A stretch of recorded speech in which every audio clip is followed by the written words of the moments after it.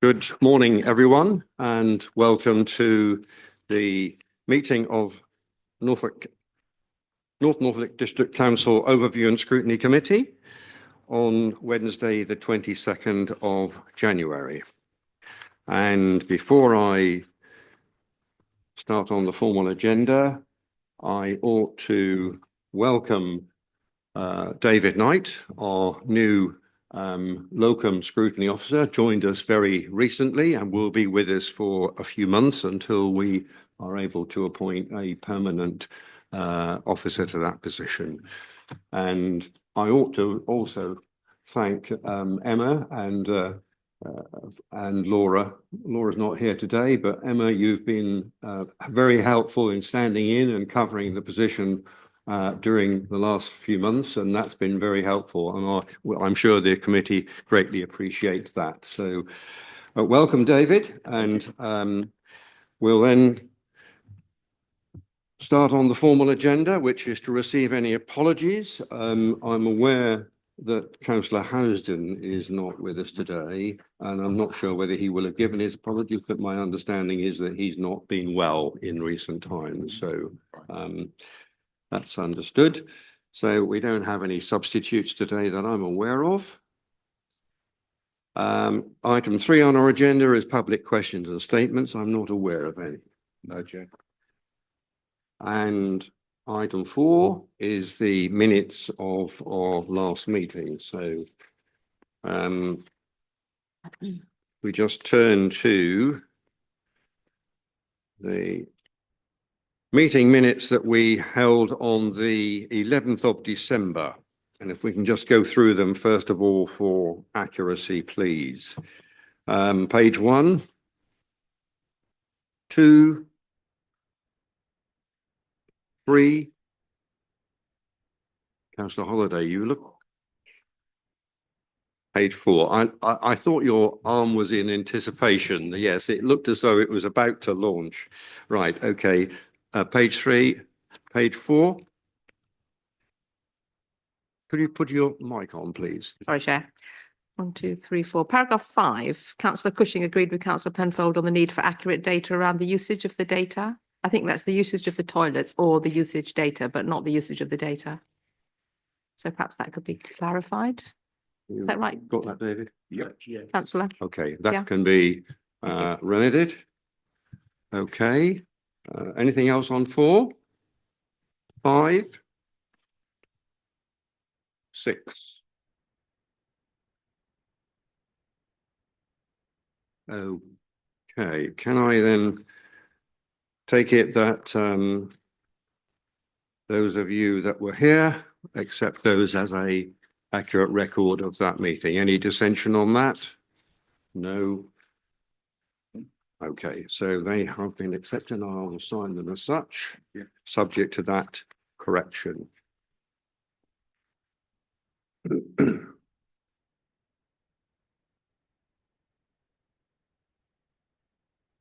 Just before we leave the minutes, I'm mindful that in respect of the petition that we dealt with, so that's on page, well, they're on pages, several pages, but on page 6, where we agreed to ask for a report. I'm mindful that we didn't put a timescale on that report, and I just wonder, Officer Stankley, I know that was a task that was assigned to you, whether you're able to give us an indication of when that report might be brought to the committee?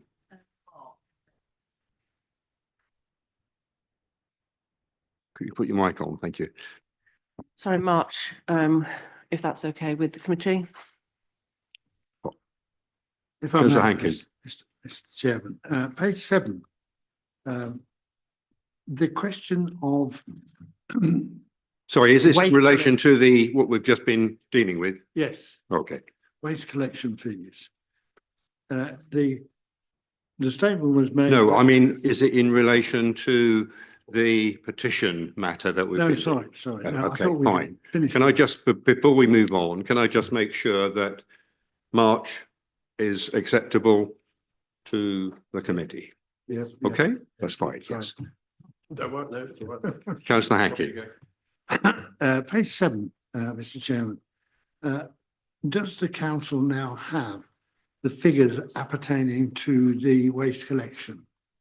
The minutes of record that there will be a written explanation. I haven't seen a written explanation, but it does say that it will be presented to full council.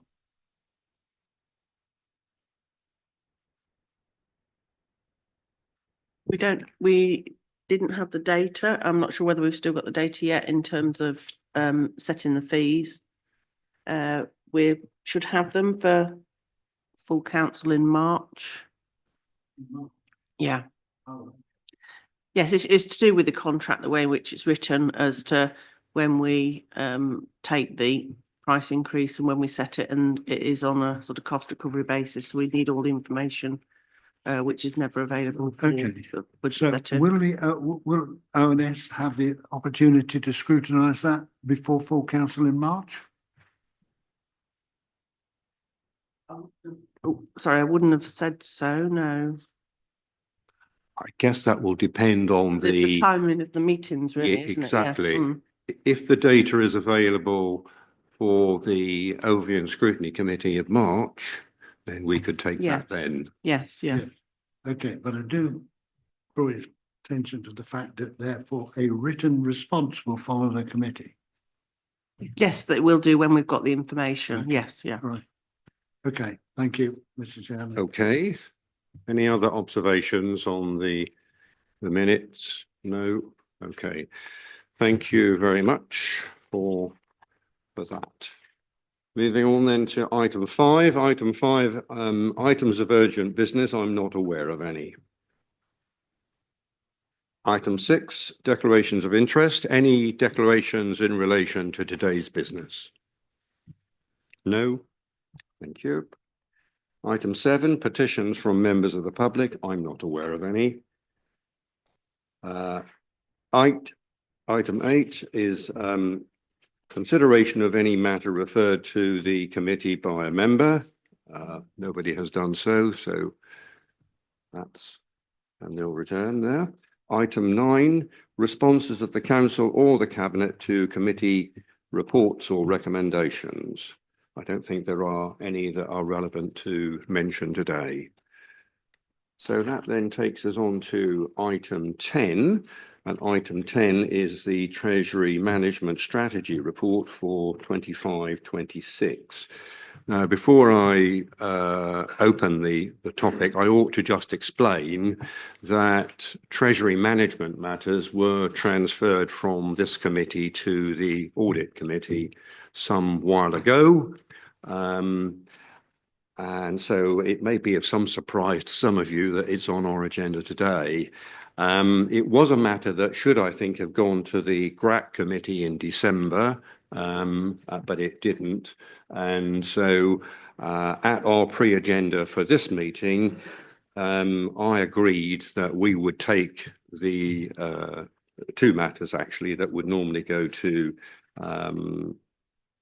GRAC on the basis that we could fit that in our agenda today, and that would then remove the need to call an extraordinary meeting of GRAC, and that seemed to be the most expeditious way forward. So I guess this we're taking as an overview item more than a scrutiny item. Scrutiny would normally be carried out by audit by the GRAC committee on this particular topic. But some of you will remember a year or so ago, we had some training on this, the committee. I'm not sure whether everybody was present for that, but we did have a training session. So my view was that we ought to be suitably informed enough to be able to handle this today. So that's the reason why it's on our agenda today and not on GRAC. And we're fortunate we've got at least 3 members of GRAC on our committee as well. So maybe we have some advantage in that. Right. Okay. So that's the reason why we're here today. I will hand over now to the portfolio holder, Councillor Shires. Thank you, Mr. Chairman, and thank you for having this paper on the agenda today. I appreciate we've got a much bulkier item to get to, but for expedience and to ensure the business of the council runs efficiently. So I really appreciate this being on the agenda. It was in fact last year, I believe, that this strategy in its previous iteration came to committee, because I believe it was felt by the committee they didn't have adequate training to be able to scrutinise it effectively, and as such undertook the training, which is a strong indication of everybody's desire to fully understand how we can be both accountable and transparent when we're making decisions. So I offer my gratitude there. I think the biggest question on everybody's minds at the moment is within regards to local government reorganisation and the impact of borrowing on the future of what local government looks like. So I would just ask that everybody parks that to one side while we look at how we're going to handle Treasury for the next 12 months. If there are any technical questions, Officer Stankley, who I'm very grateful, is with me today. But this is setting out our intention for the next 12 months. Right. Questions? Councillor Cushing.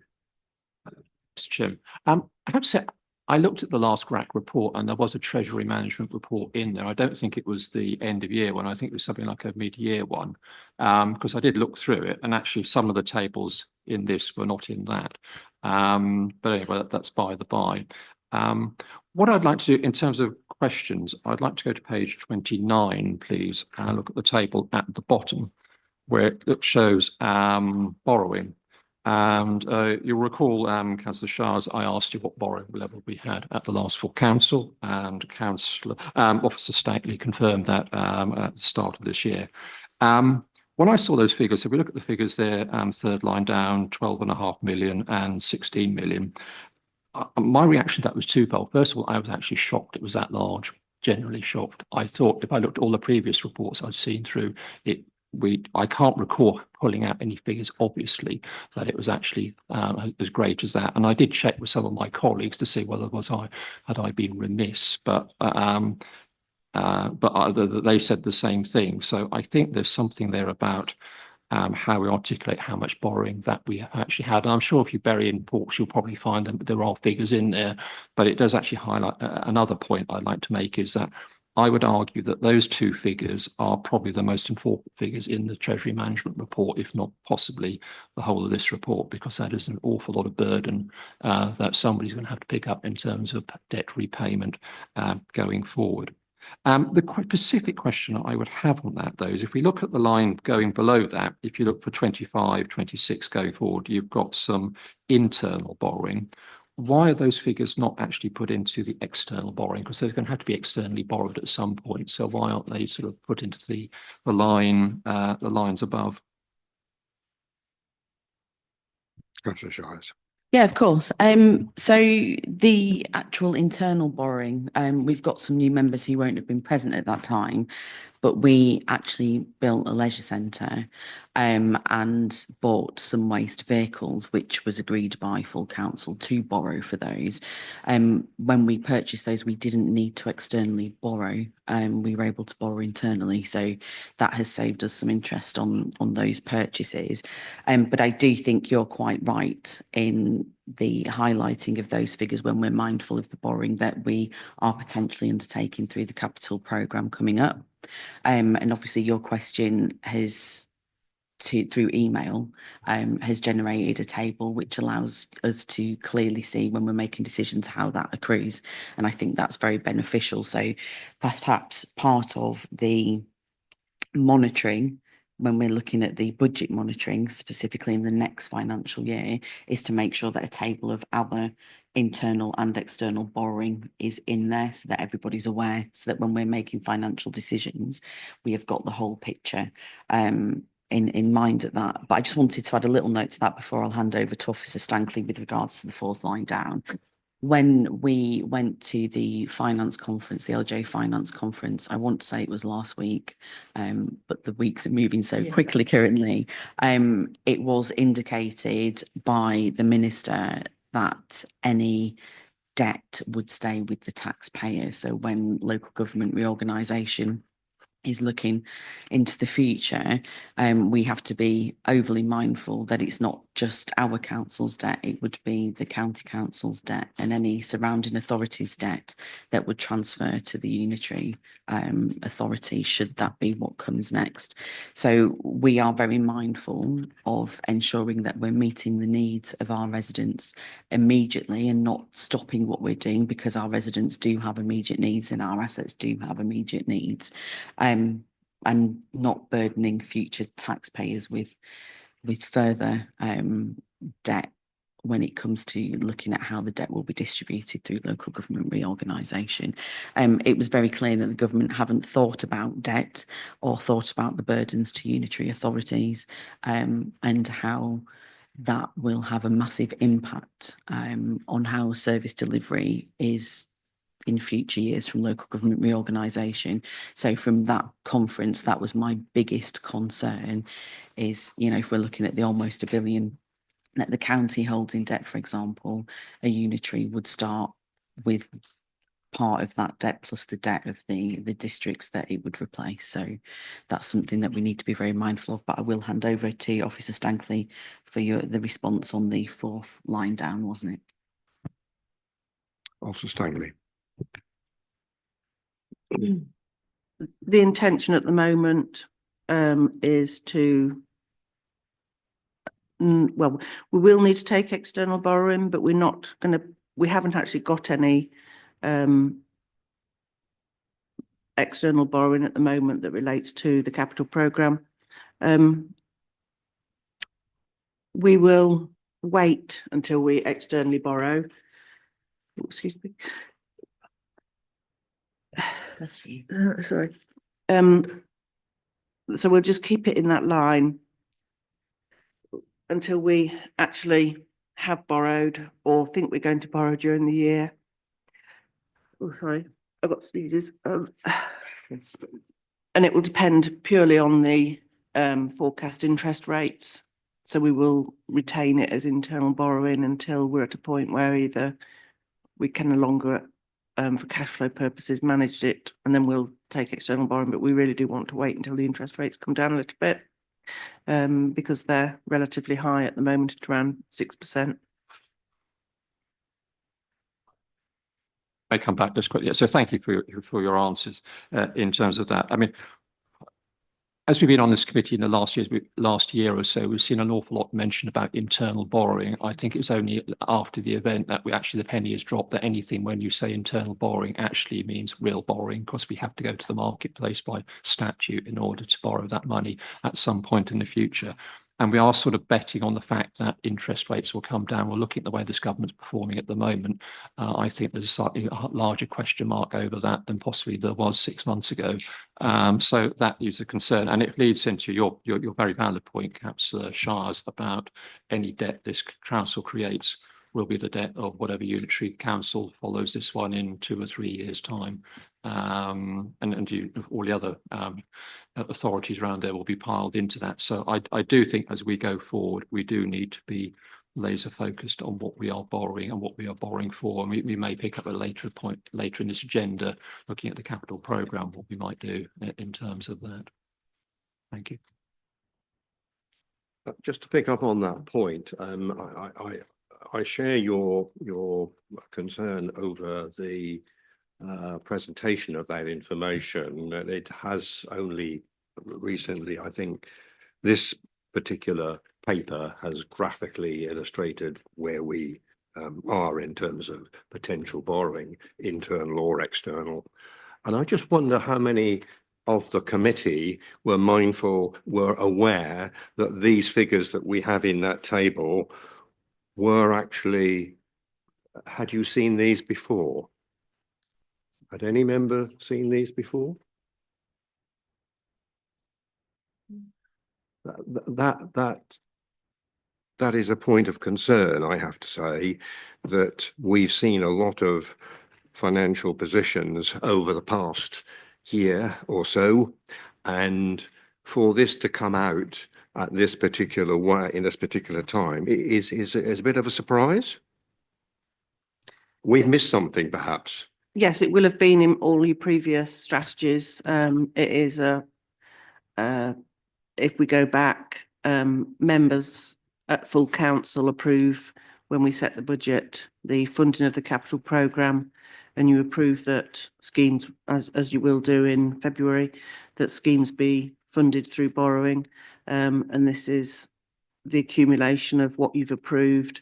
It will have been presented in your treasury management strategies, because it's not all new borrowing. We're going back to the reef, leisure centre, waste vehicles, which, you know, they usually come as a separate report. So we're taking borrowing for those. That's the way in which we fund our refuse freighters, because we recover it through the waste collection service.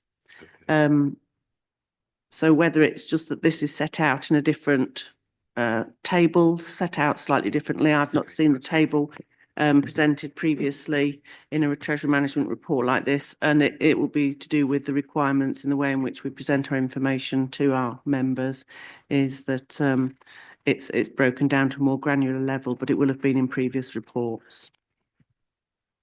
Okay, that's helpful. And Councillor Shires had just shown me what was the previous year, and there's a slightly different laid out table, but I think essentially the information is there. I think it comes down to how information is presented to us. It is a worry that I saw no hands up when we did that litmus test on whether we were aware of that level of borrowing. And for a scrutiny committee, we are a bit, I think, there's a bit of concern around how that information comes to us, because you're absolutely spot on that when we make decisions with regard to capital or indeed revenue spending, we need to have that total picture. And if we don't have that total picture, then we are making that decision partially in the dark, and that's not good. So thank you for that. Councillor Bailey. Just to clarify, so looking at the figures in Table A, the forecast long-term borrowing based on current capital programme, just want to clarify that in these figures, it is showing that the actual long-term external borrowing will be repaid in 26-27, because it's got figures of nil. Is that my understanding? So we've got the 5 million of figure there. Yeah. Yeah. So it just putting into context. It was taken for a year, I think last spring. So I can't remember whether it's February or March that we took that. Yeah. Yeah. So I just wanted to clarify, make it clear, because it just sounded like, you know, we were worrying about a very large long-term borrowing, whereas by 26-27 the external borrowing is gone. So although I agree that, you know, we don't quite know what the interest rates are, as we are generally a deposit based, you know, the benefits of the long-term interest rates that aren't going to be going down as quickly, we will benefit for those as well. So as a non to borrowing, there surely will be more benefits to us. I would have thought, if interest rates remain high, because we hold a lot of deposits. Do you wish to respond to that? So you're talking offsetting the interest accrued through our investments against the borrowing. Yeah, and that is generally the way that we will look at things. We wouldn't want to borrow if we would make less money in our investments, if that makes sense. And that's where we set out in the strategy. We want to balance it. We have to be quite shrewd with that. Is that Yeah, I just want to put in perspective that we don't seem to be you know, hugely borrowing authority, and the aim is the external borrowing will be repaid by 26-27, so that will therefore no longer, according to these figures, no longer be an issue for us. So in the long term, it's not a problem. So although I accept, you know, we don't know quite what's happening with interest rates and that they will probably remain higher for longer, it shouldn't unduly worry us, I don't think. I think it comes down to that, the balancing decision that I think Officer Stankley has explained to us on previous occasions, where you don't want to lock into long-term borrowing at high interest rates.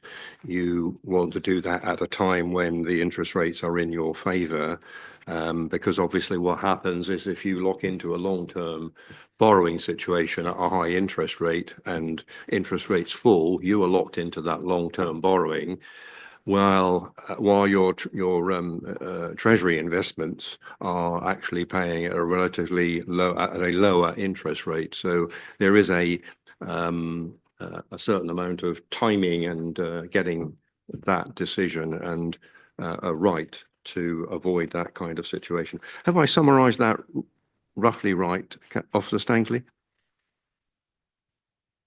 Yes, it's all about the interest rates. I mean, we say that they're high at the moment, but they're not. I think we've just been so used to having them so low for a number of years that 6% does seem high. But we manage it on a daily basis in terms of looking at the interest rates, and we speak to brokers, and we have our treasury management advisors. So we will be taking long-term borrowing to cover what we need when it seems appropriate. Okay, thank you. Councillor Holiday. Thank you, Chair. With reference to the point you made about the borrowing and the capital bids and us approving them, I just like people to hold in their minds Table A on page 27, which is the financing need for the year for the capital bids to be reviewed and the capital programme financing, because when we actually discuss which of these we think have merit and should continue, if that is indeed what we're going to do, we need to be cognizant of the fact that we'll be borrowing to actually pay for them, and then, which is a point I think we hadn't raised before. Can I also raise bottom of page 40? And I know we shouldn't, the LG reform shouldn't be entering our minds, but I think we say the strategy is prudent as medium and longer dated borrowing rates are expected to fall from their current levels. I mean, I think there's a theme here that everything will be better in the future, and therefore we can perhaps take a bit more risk now. Perhaps I'm misinterpreting what I'm reading, but I would hope that because the long term isn't clear, that that isn't at all the fact, the way that we're thinking, because that's slightly how I interpret it, perhaps incorrectly. Thanks very much. Yeah, these aren't predictions that the staff sit in the office and make. These are predictions that are made by wider financial treasury professionals. I think, as we know, things can change rapidly. We've not yet felt the impact of what's happening in America, for example.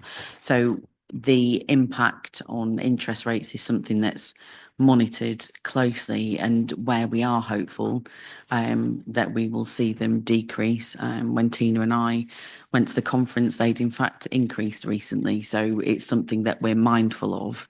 And while Officer Stankley is quite correct that the interest rates are low, but we are used to lower, it was indicated by the Minister and his director at the conference that they will not be looking at taking some of the burden off local authorities by looking at the interest rates and giving preferential interest rates to local authorities. They're quite content at keeping them at the level they are, and if they need to rise, then they're content with that. There is no indication that they understand the pressure that local authorities are under or have any will to support local authorities through making things any easier for us.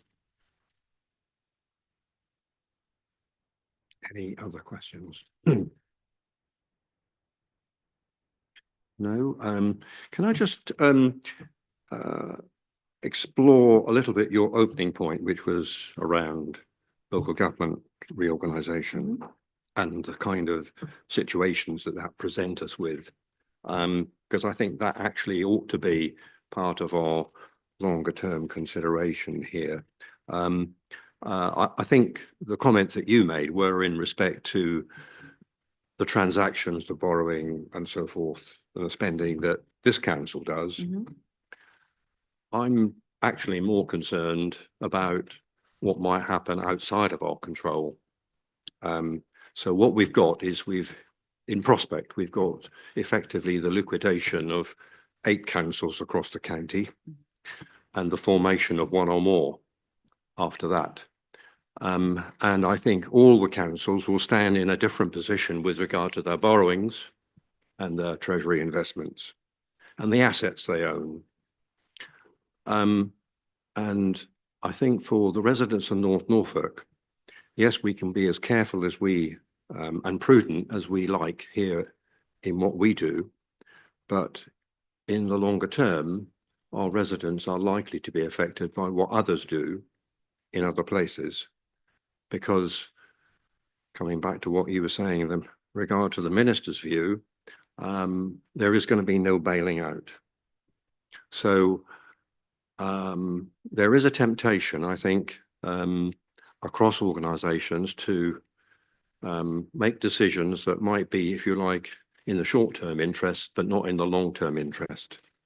And I wonder whether we as a council ought to be perhaps seeking some assurance from the minister along the lines that he was speaking, but more, but formalising that in terms of rules of engagement or rules of how we collectively, I'm talking now, the councils across the county, handle financial matters in the closing 2 years.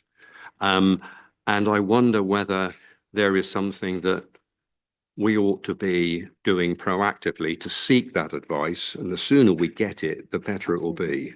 Would you like to sort of comment on that, please? I absolutely can do. So I'll just refer back to your previous point before I come back to the next couple of years. So we need to, when we're looking at future borrowing, for example, we've never borrowed because it isn't going to leave our villages or towns or communities in a better place. We've always borrowed because there's been an impact, and any borrowing that we do at whatever level, if it's to improve an asset, for example, would need to be undertaken by any authority that comes forward. Unitary is not going to bring with it a large bucket of money for people to pass around.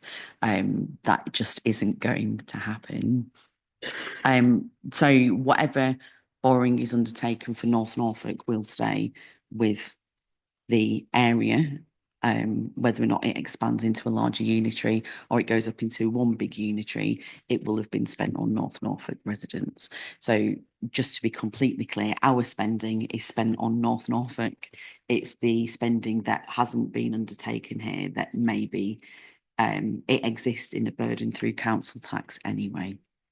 It's just the future authorities and how that will look. And I think for myself, if we as our own little district, which is wonderfully fantastic, had to take our proportion of the county's borrowing, for example, it would put us in a very difficult position. So that's just what we're being mindful of going forward. With regards to LGR and responses from the ministers and indeed the panels, I was quite surprised that for many of the questions that were asked, there was no plan. When we talked about LGR, for example, and what the capacity of the government was, their response was, we haven't thought about that. So as many people that come forward, we hope to get everybody through the door. We don't understand what our own capacity is. And that for me was a huge concern, because we are all very mindful of what the future looks like. And we are a council that likes to and willfully provides plans for what we're doing with our resources. So from my perspective, to say we don't really know, I know that if I sat here, my opposition colleagues, if I said we don't really have a plan, would make great headlines and great campaigning material from that, because it would be disrespectful to the position that I hold and the trust that councillors and residents put in this authority for me to sit here and, well, I don't really know. So with that regard, there's no indication.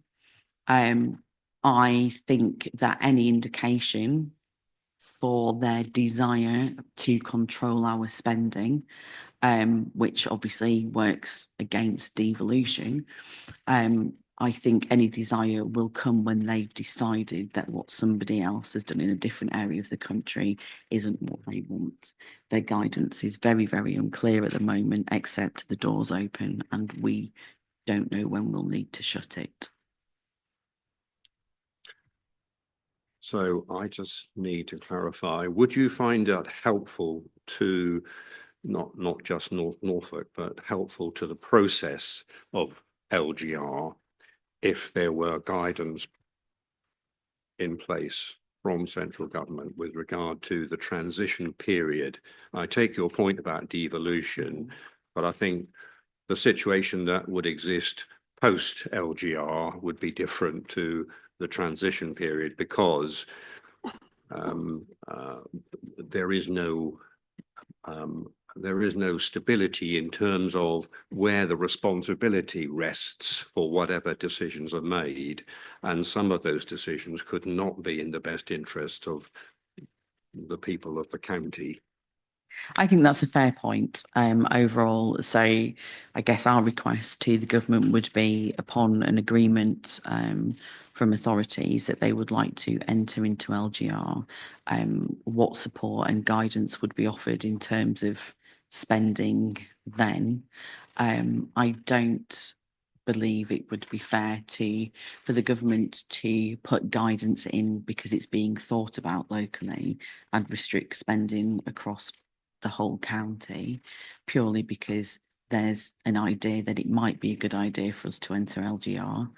And as most recent indications are that LGR, having a mayoral authority, doesn't necessarily mean that you have to enter LGR. It's all slightly confusing right now. The government message isn't quite clear.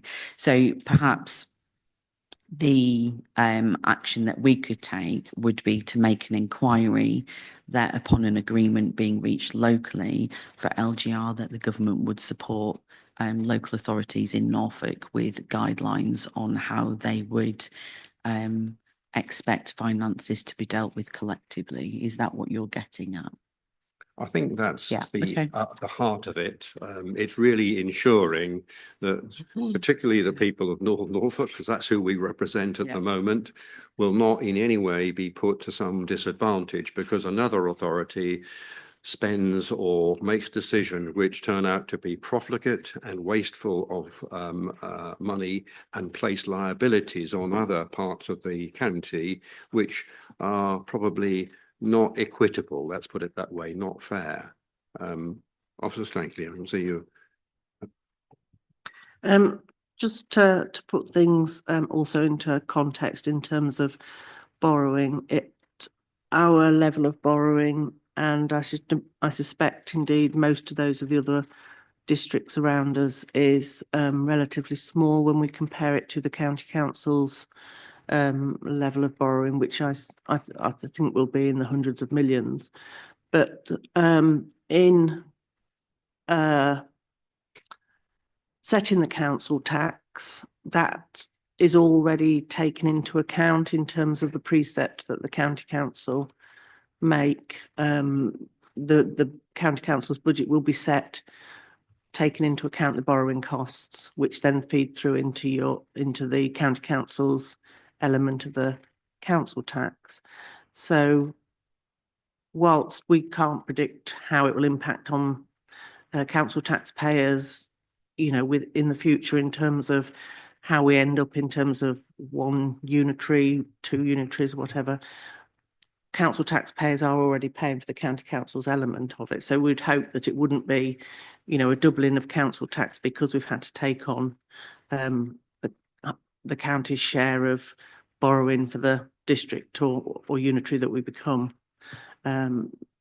just so that you're aware of that. Yeah, I think that's probably, I think that's understood, but that's the present situation. What we're entering is a period of 2 years when decisions can be made on a relatively what I would call short-term basis, because organisations will take a view that they're not going to exist beyond a certain date, and they could enter into decisions which were not going to be in the best interests. And it's really just pointing out a risk there and how that risk might be managed or mitigated. So just for clarity, the grounds for LGR follows a period of having an elected mayor in for 18 months. So I believe that when we're at that stage, that's when we would need to look at the wider county. If we're going to look at what is happening now for the next 2.5 years potentially, and we prevent any growth or investment into local areas, which is going to be needed at any and all levels, then we're stuck on pause, and that's not going to benefit residents. My initial feeling was, oh goodness, you know, what's this going to look like for us? But we have to keep investing in our local communities. We can't pause investment for the next 2.5 years because that will just disadvantage the people that we represent.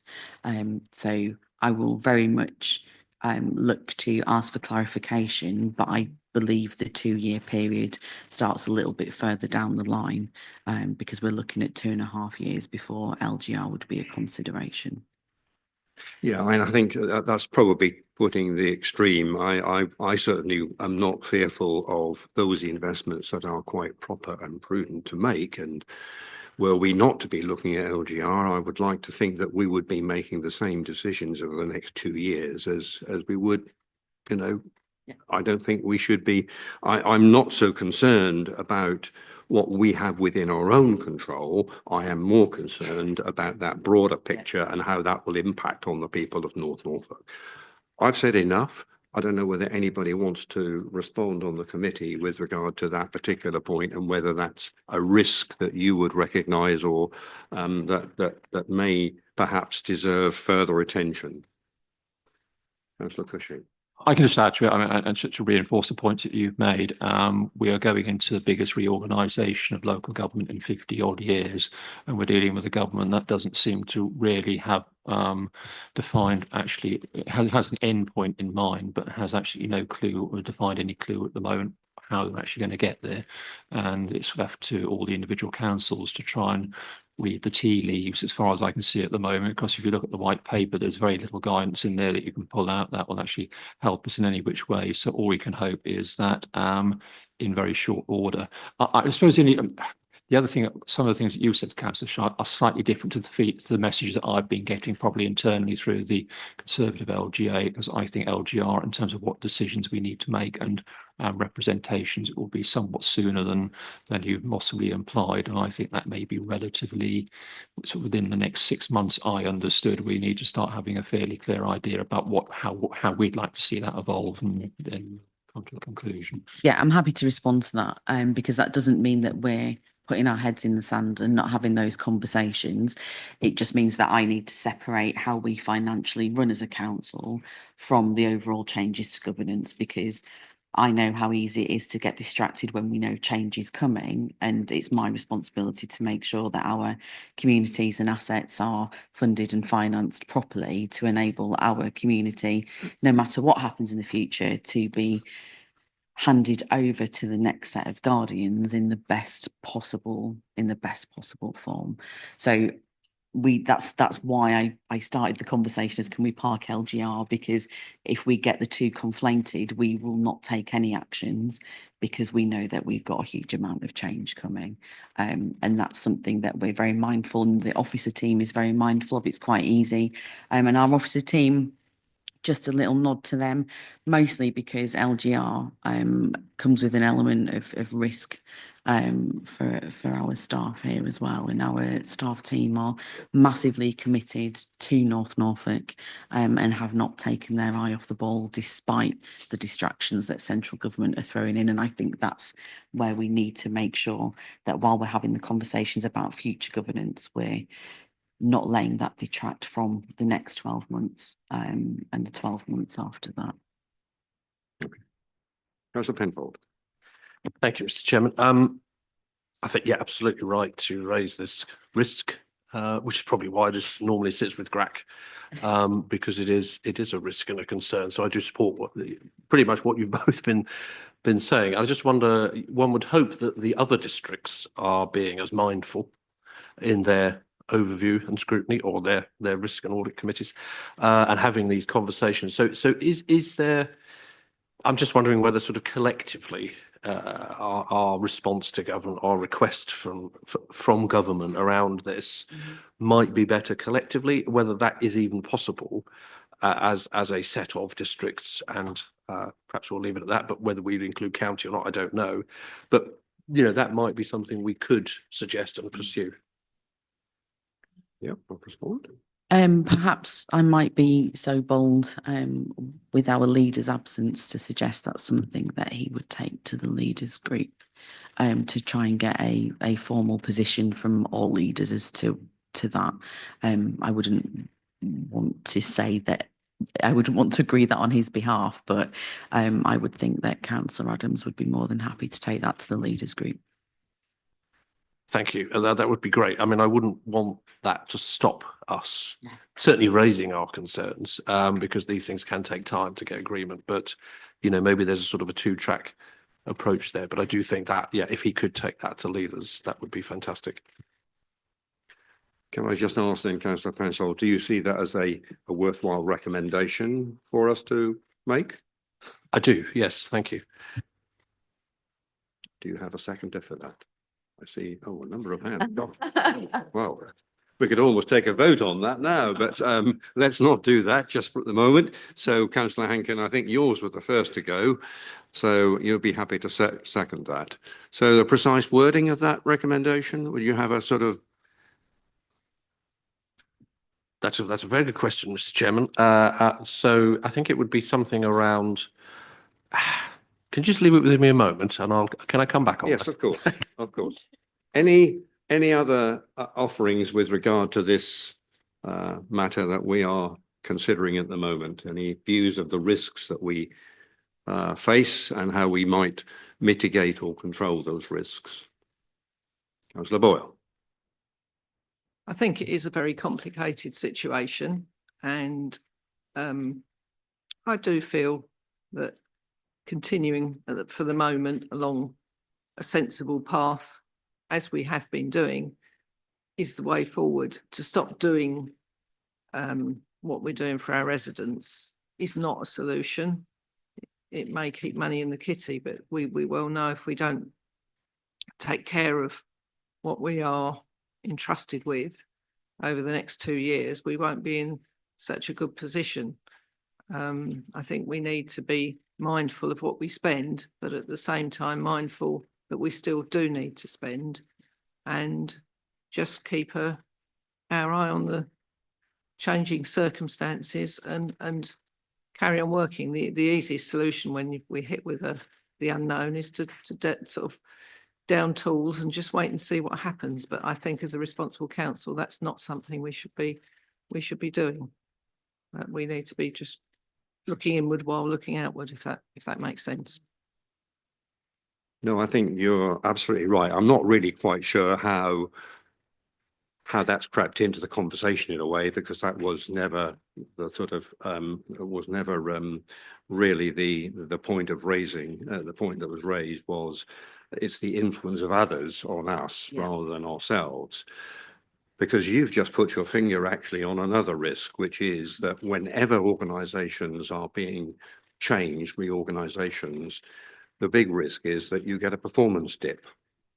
Now, that performance dip can be, in our case, a dip in delivering our services, or it can be a dip in our doing things that we ought to be doing because we are sitting in the seat up until the time that this organisation is dissolved. And so we ought to be doing the things that we would normally be doing. And so as far as I'm concerned, business continues until the day that the organisation is dissolved.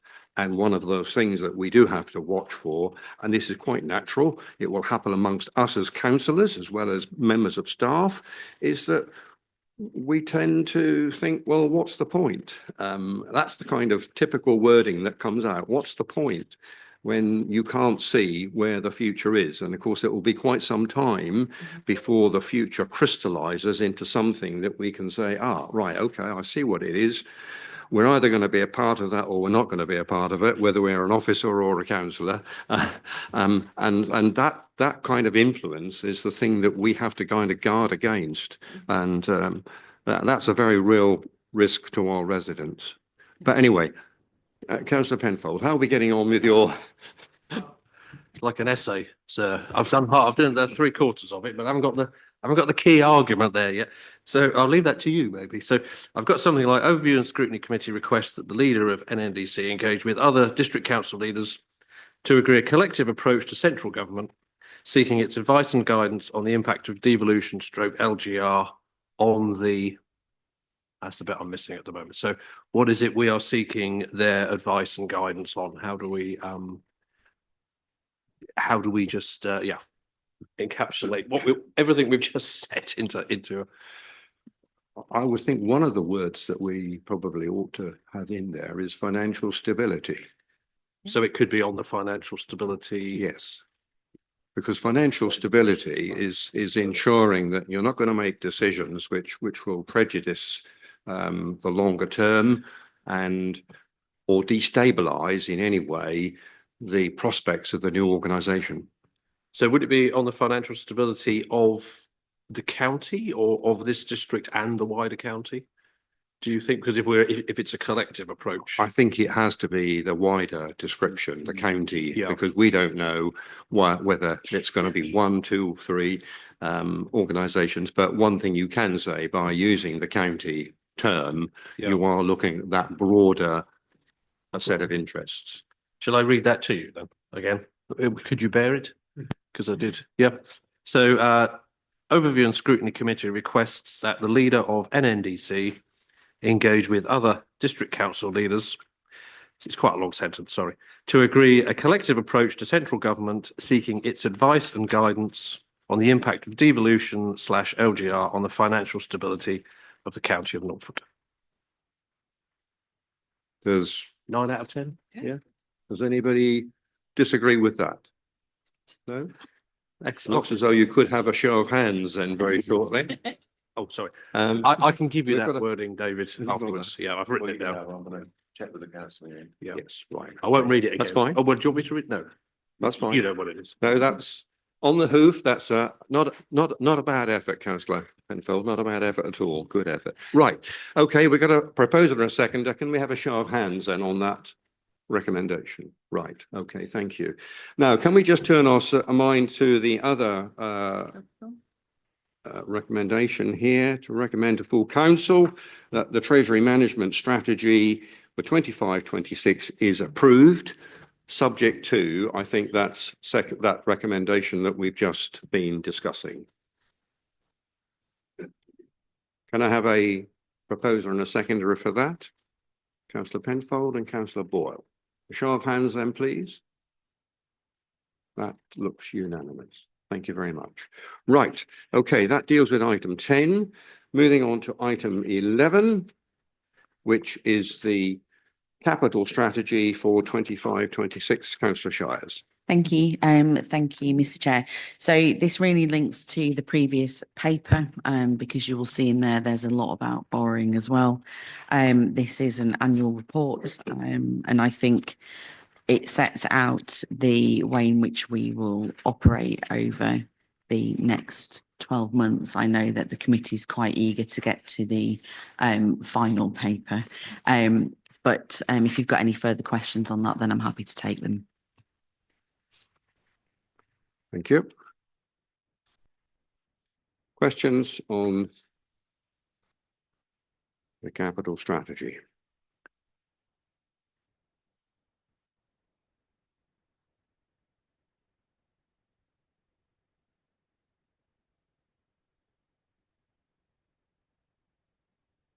Well, okay, if we've got nobody, then I've got one, and I wonder whether you can just talk us through, and I'm looking at page 61, paragraph 5.2, which sets out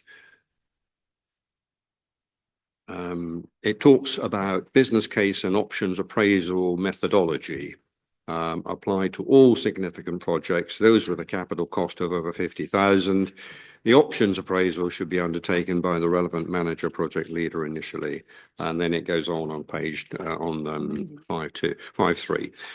I just wonder if you can just give us a description, please, of how a proposal for a capital spend makes its way through to a capital program, because it goes through a capital bids list, and I'd just like to hear a description of what happens and who makes what decisions with regard to its progress from one list to the other.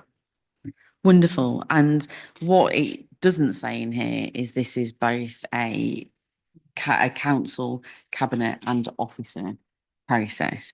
So I will hand over to Officer Stankley, who will be able to give more detail about the process that comes up through the council. But from a cabinet perspective, we will receive the proposals in form of formal papers, and we will sit with officers and have those discussions before we bring any ideas that we feel meet the needs of the organisation and the council vision as a whole. So the process before that is far longer, and it's something that was put in place a number of years ago to ensure that every idea that comes forward has the same opportunity and challenge and room for improvement in the proposal before it gets to a position where it sits in front of councillors. So I'll hand over just to Officer Stankley to give the background on the officer work that's done on that. Yes, the capital bid process takes is conducted alongside the revenue budget setting process. We ask officers for a submission. We have a template form which we think captures all the information that we need about the capital bid in the first instance, and things such as whether there's an ongoing revenue implication resulting from the bid if it were to go through and be developed through. We gather all of those together, and then they're taken to CLT, and there are some that are just not going to pass muster with members. You know, we have an eye for what members will consider and won't consider, so we probably might reject one or two at that stage, but then they are taken through to a joint meeting with members and CLT where we can discuss proposals with Cabinet as to what they would like to put forward, bearing in mind that, you know, that they have to contribute to meeting the corporate plan objectives. And at this point then, you know, members of Cabinet can take those decisions as to which bids they would like to come forward to full council. We present that, and as you can see, they're in the Cabinet report, which we will have a look at later on in the meeting. And then all members can have a say on that at full council and take a vote on those that they feel can come forward or do want to be put into the capital programme, and give their approval. We are mindful of the sources of funding that we have available. So if something, you know, if there's a possibility of grant funding, or we get grant funding partway through the year, temporary accommodation has been one such example. So whilst it may not be part of the capital programme initially when we set it at full council in February for the forthcoming year, there are opportunities that come along, and those will be brought forward in a Cabinet report, which you would then see, and then on to full council for full approval if it meets the thresholds required. But I think within the constitution, any addition to the capital bid does have to actually come through to full council anyway. And that's the process really. Okay, thank you for that. At what stage then do members of the council see the business case and an options appraisal for those bids? Again, it is a matter of scale. So in here we say over 50,000. The bids are really the business case for those that come through to full council as part of the budget setting process. We do ask what alternatives there are. Any bigger project would have a full business case drawn up. But, you know, we have to be mindful of the time it takes to prepare a business case versus the value of the project if something is, or for example, if something is a matter of a repair or improvement to an existing asset, there wouldn't necessarily be a business case for that sort of bid in the capital programme. But anything I think that does come through as a genuine big new initiative, we would see the business case come through for those. Okay, thank you.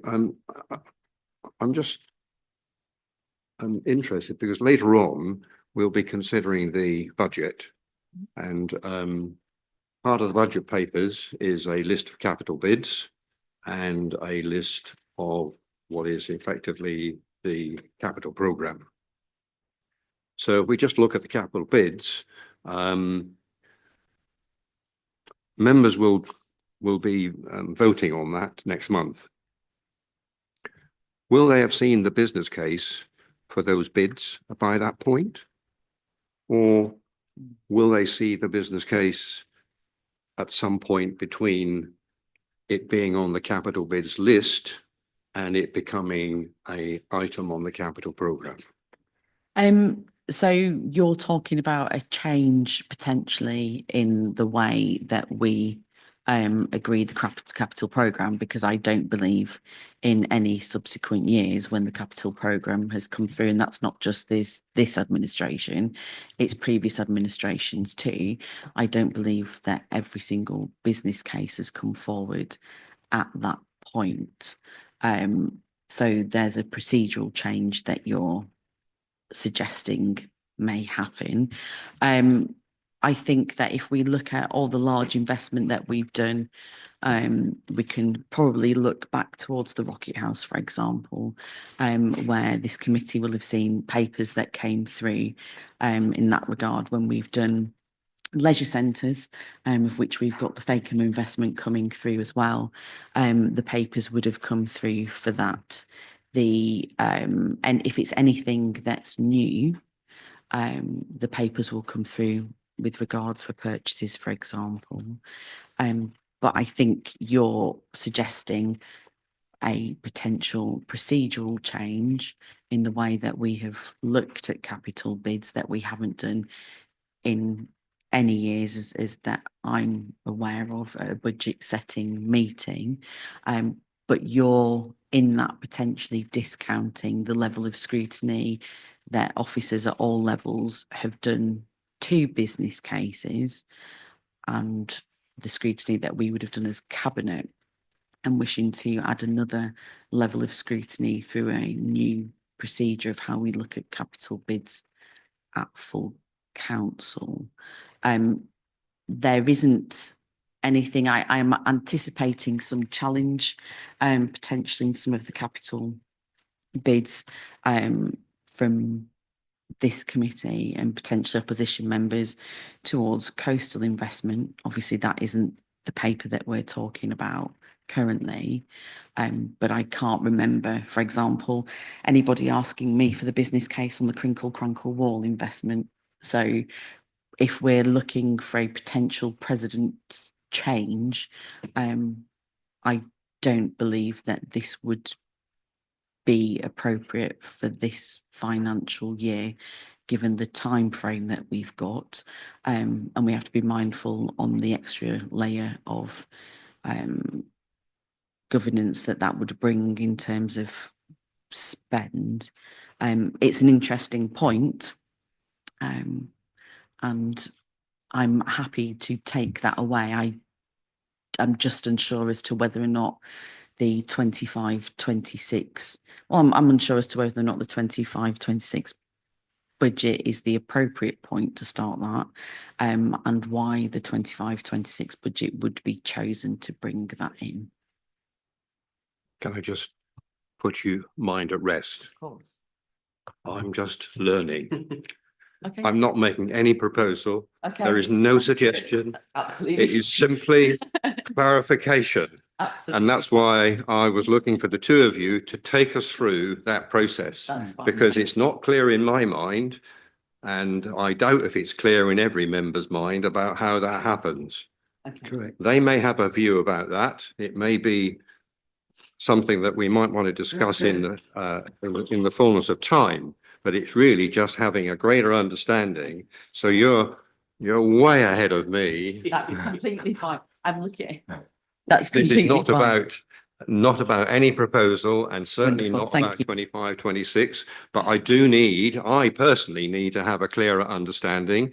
And it doesn't matter whether it's previous administrations or this administration, it's about how does that happen? So That's fine. I see some hands up, councillor Hankin, councillor Penfold. Thank you, Mr. Chairman. Thank you to the officers for that explanation of how decisions are arrived at. I do appreciate that because I think that's very helpful. You mentioned a template. That would be a key part of that decision-making process, I presume. Is it possible to share that template to give the committee some confidence in the basis for making that decision? Sorry, are you asking for the blank template that officers Yes. would fill in Yes. in order to go through the Yeah. process? I will hand that over to Yeah. Officer Stankley. Yes, there's no reason. I shall email that round to you now. I'll find a copy and send that round to you now. Thank you. Okay, councillor Penfold. Thank you, Mr. Chair. Just going to cross-reference this topic with one of our previous items that we've discussed many times, and that's the HAS scheme in North Walsham. I think we all recognise the great benefits of that, but there was certainly some learning, I think, that came from it, particularly around evaluation, and we discussed that at committee and made recommendations about better evaluation. To be fair, most of that, I think, was at the feet of Historic England.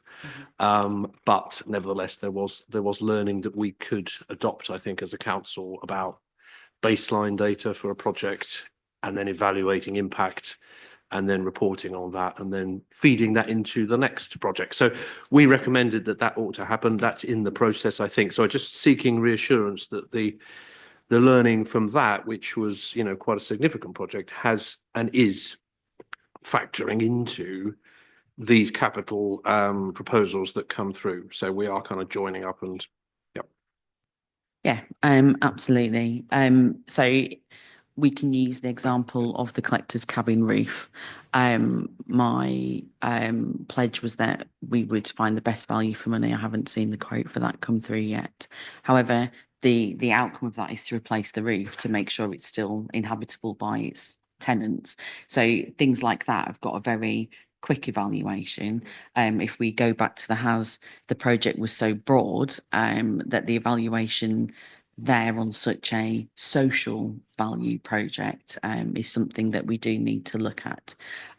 But if Overview and Scrutiny Committee members have not got enough paperwork to read, the Cabinet papers do include all the information that we use to make decisions, having gone through lots and lots of process. So it may be wise for members of Overview and Scrutiny Committee, if they feel that they would like to attend Cabinet meetings, they're open to the public. You are more than welcome to attend, and all the Cabinet agenda packs are online as well. So you'll be able to see the paperwork that comes forward for us in order to make decisions. I've got councillor Holliday and then councillor Cushing. Thank you, Chair. I think there's some validity as money gets tighter, that we actually start doing this now, even though we haven't done it before. I mean, there's much more scrutiny on expenditure, and I think I'm also unhappy with having to find information when it could be presented to me. We're all busy people, and I know you're busy people too, but you know, I think if you're expecting council members to sign off on capital bids going forward, when things are extremely tight and the cost of borrowing, et cetera, I think we should be more informed, and that information should be presented to us. So I would say, rather than just finding out how this happens, I think we should be implementing it in the future. Thank you. I think in some regard, I'm going to slightly disagree, because I don't believe that it sits with a wider responsibility of suggestion than the cabinet. I don't believe that all members of the council should be deciding from all things that come through. So we present through the paperwork that we do the choices that we've made as cabinet. I don't believe that all councillors should be looking at all proposals that come through from all offices, because I think that would detract from some of the governance and leadership responsibility of CLT and the operational management team, for example. The desire for transparency and accountability has to sit with us all. And if going to Modgov, for example, to get cabinet papers to see what's coming through is going to present a difficulty, perhaps a reminder from democratic services when the papers are online, for example, so that people are reminded when to go and get them. But nothing that we decide publicly is hidden or without information. So I don't believe that any significant spend would come forward. In fact, I don't know. We have never. I'm just trying to remember every single paper that has ever come forward.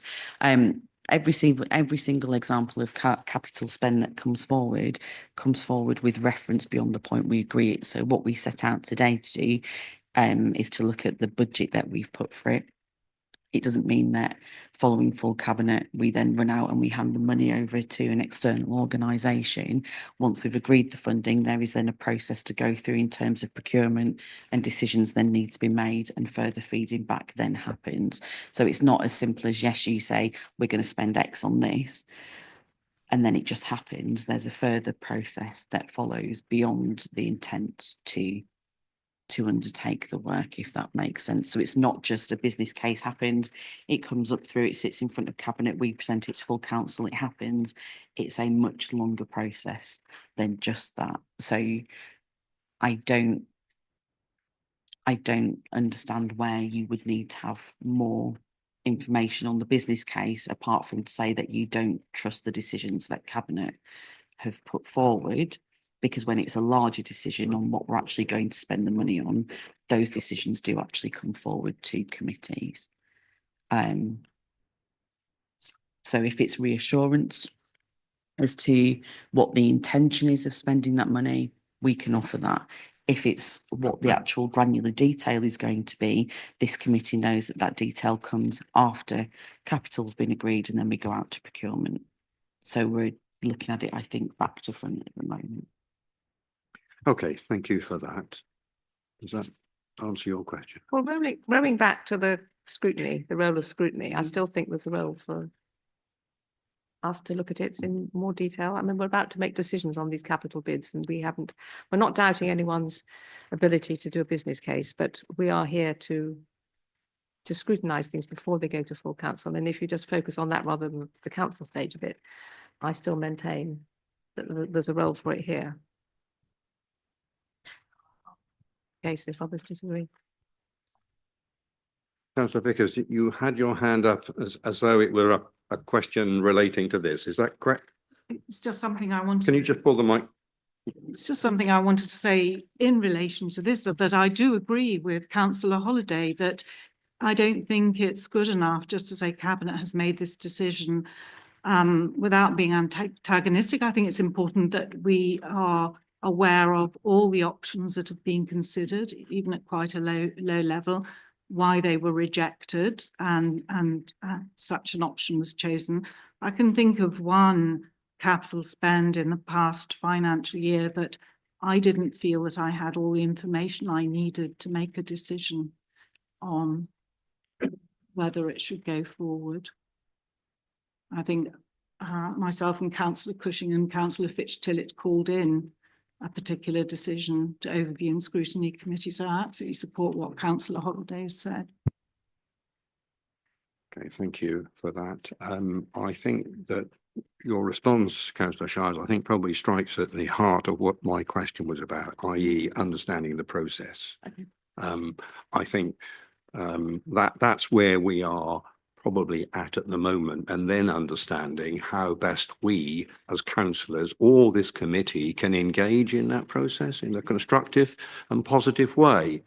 So I'm not entirely clear about how best that might be done, but I raise it because I think it is an issue that is less than clear across the organisation, and I wouldn't want to have a situation where, for example, next month when the capital bids and the capital programme comes through, that there is a stack of papers that high which are the business cases for each of those bids. So that's not what we are about here. This is about how do we have a better grasp of the process, and then how can we engage with that in a way that will give assurance, particularly to this committee, perhaps, and to individual councillors,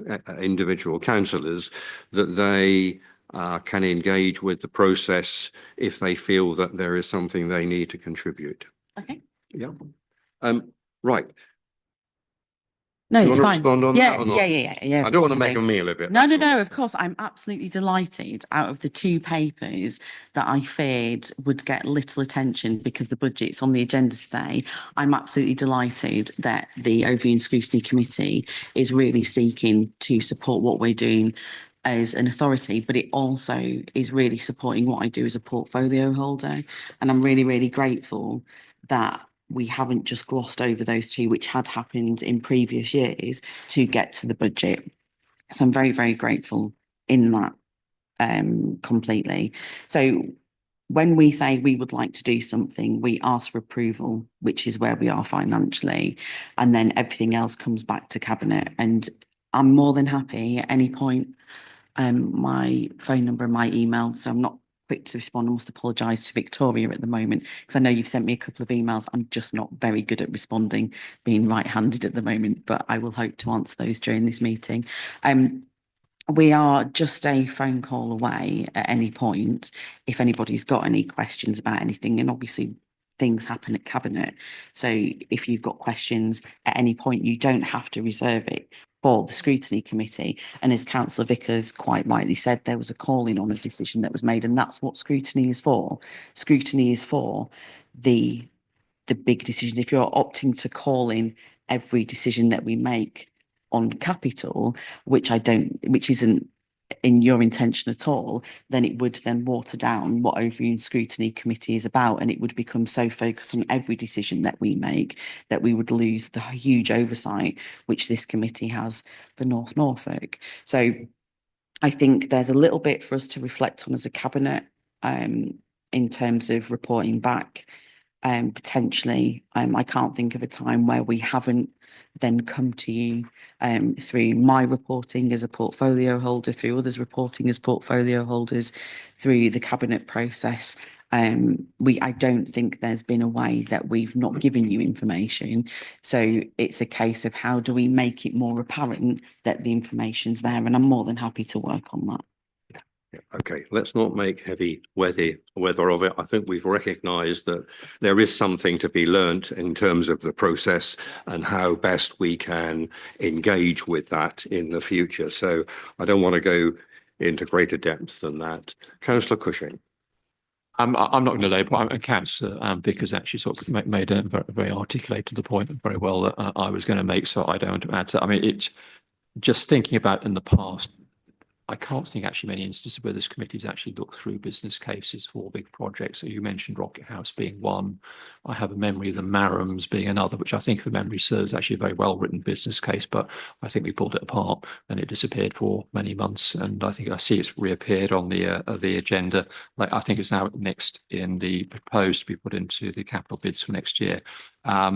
When we come to the next section, clearly we've got on pages, I think 168 or whatever, but there's only a very few lines in there about what you're proposing to do next year, which doesn't really give us an awful lot of, I would hope for more information. I think particularly making the point Councillor Holiday has made, we are into dire, I mean, regardless of LGA, we are in very constrained financial circumstances, particularly given that this government is seemingly intent on starving district councils of money. So I do think we need to be scrutinous of every pound that we spend. I think it's fair. And again, I'm really grateful for that. So I think the Rocket House is a very specific case because all members were invited to briefings and tours to enable all members to ask questions about that.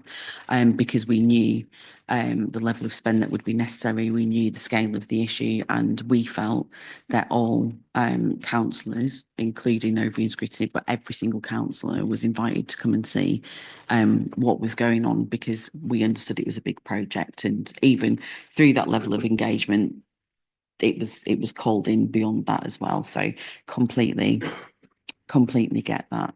So I think what I'm hearing is there's a little bit more that we need to do, perhaps, to offer further information. You'll see through the budget monitoring process, when I ask for capital or indeed revenue spend, through the budget monitoring process, there's often a paragraph explaining why that spend is necessary, and that allows for that level of conversation. So what I'm learning for next year specifically is that when we're looking at capital, an explanation, even if it is just in paragraph form, to give you a wider idea of what the funding is for, that would be necessary.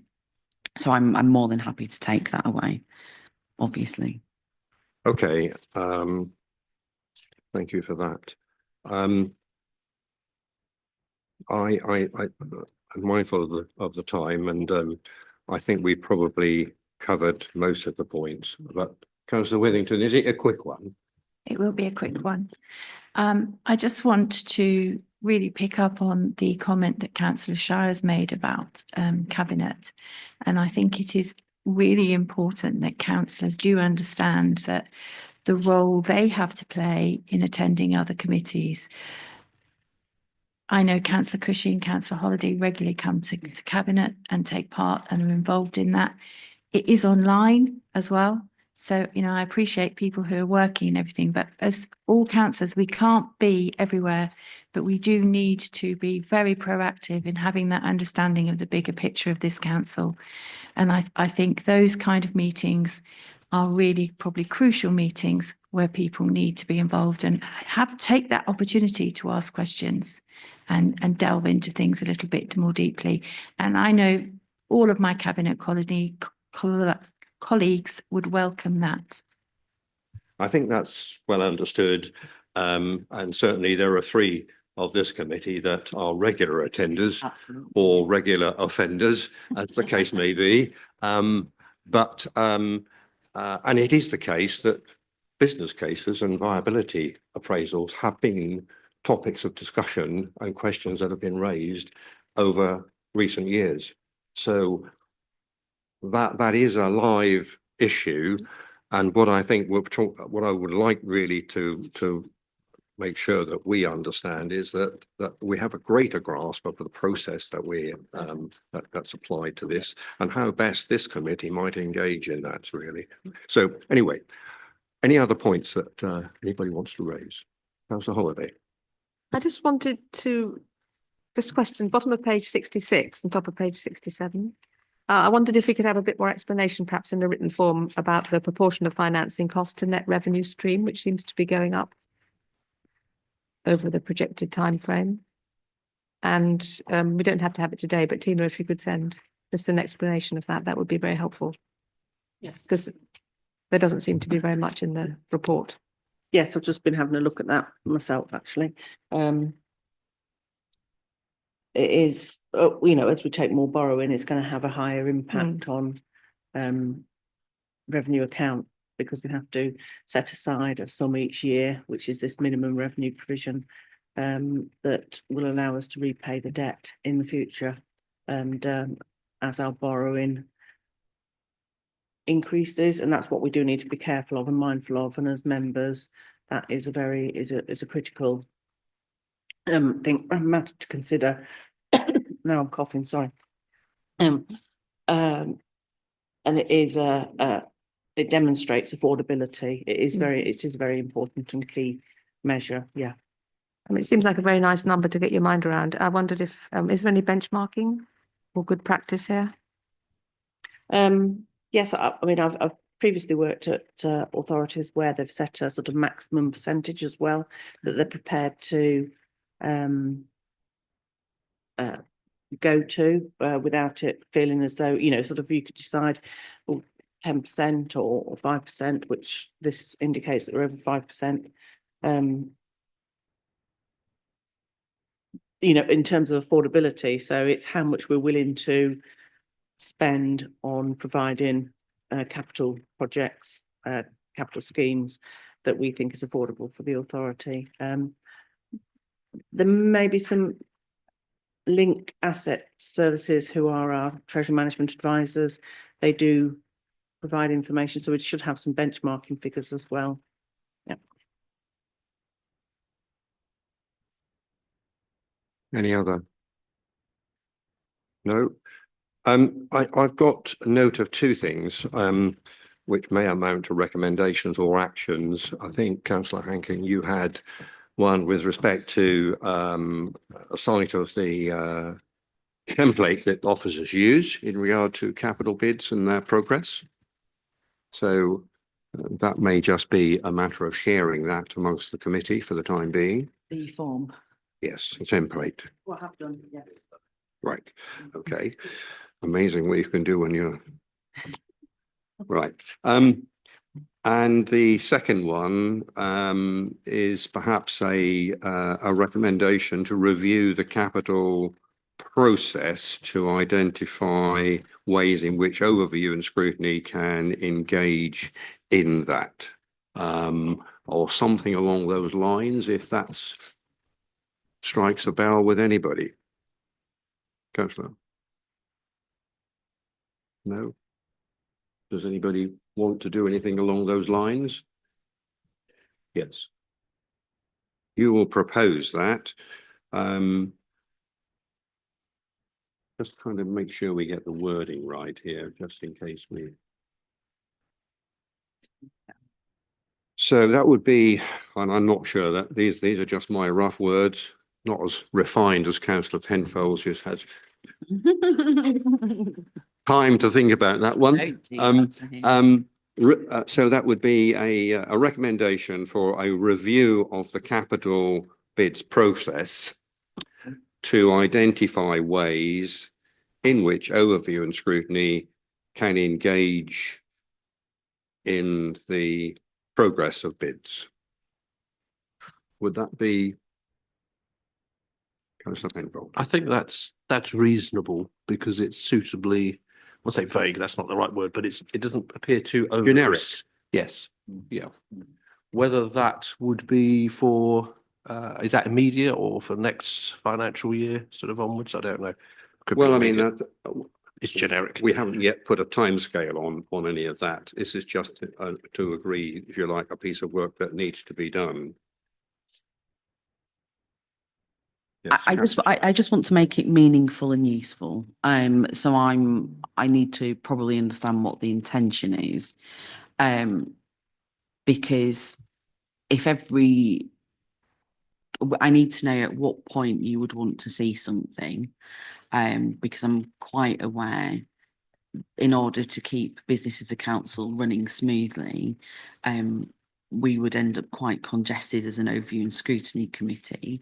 So whether or not there would be a specific item from the capital programme that you would want to look at, you need to be probably a little bit more focused on what the outcome of this is that you want, because right now we want to have more input, we want to see business cases, but to what end if it's not, the explanation in capital bids, for example, is a highlight of the reasons why. There's no smoke and mirrors there. There's no real corporate language in there. It's a very, very clear reason as to why the money is needed. None of them are vanity projects.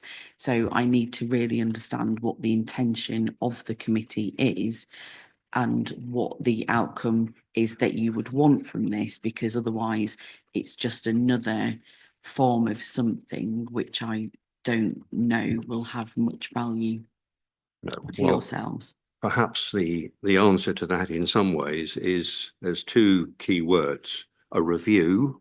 So that's to review the process, and then to identify ways in which the committee can engage. So I think part of that review would be to identify the very points that you've said, and as well as identifying opportunities, because clearly the last thing we want to do is to clog up what we see. Exactly. We have to be sufficiently strategic, and therefore how that might come to this committee is a matter that would need to be further discussed. If I- So before you respond on that, I'm mindful that Councillor Holliday and Councillor Hankin and Councillor Penfold have got thoughts on that as well. I mean, I think we want to add benefit, not just engage. And I thought we also need to be reassured that what's being proposed is, So you're saying that I'm more one of of a- the objectives would be to gain an assurance? yes, Okay, thank you. Councillor Hankin? Well, I suggest, Mr. Chairman, that the next major new item of capital expenditure, which exceeds 50,000, as I understand it, be subject to the outcome of this review. Okay, I'm unwilling to do that with the amount of ones that we've got coming forward. I don't think that it would be appropriate, because that sets the level for every single thing on the capital project. So we're going to get ourselves into a position where we're looking at every single thing that comes forward outside of cabinet reports and outside of general reports that go to full council. I mean, the point that Councillor Holliday has made about assurances, I completely understand that. And when we're looking at how the future is in terms of debt, I completely understand that as well. So, if we look at, I think we've jumped the gun a little bit, because there's plenty that we can discuss and ask about the capital programme coming forward, really, but without knowing what assurances you haven't had about the forthcoming capital programme, I think that potentially the suggestion that you're making could be made when we look at the budget, perhaps, because we're making decisions based on a programme that we've not discussed. And I don't think we can I don't think the committee can soundly make a decision that they don't have assurances, or what the assurances aren't, if they haven't discussed that item yet. So I'm more than happy if the committee is willing to park that thought until we've discussed the budgets, that we can really understand and articulate what that's going to look like.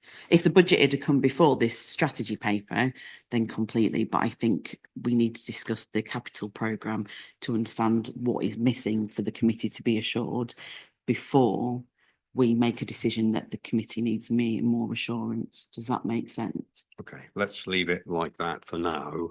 Councillor Penfold.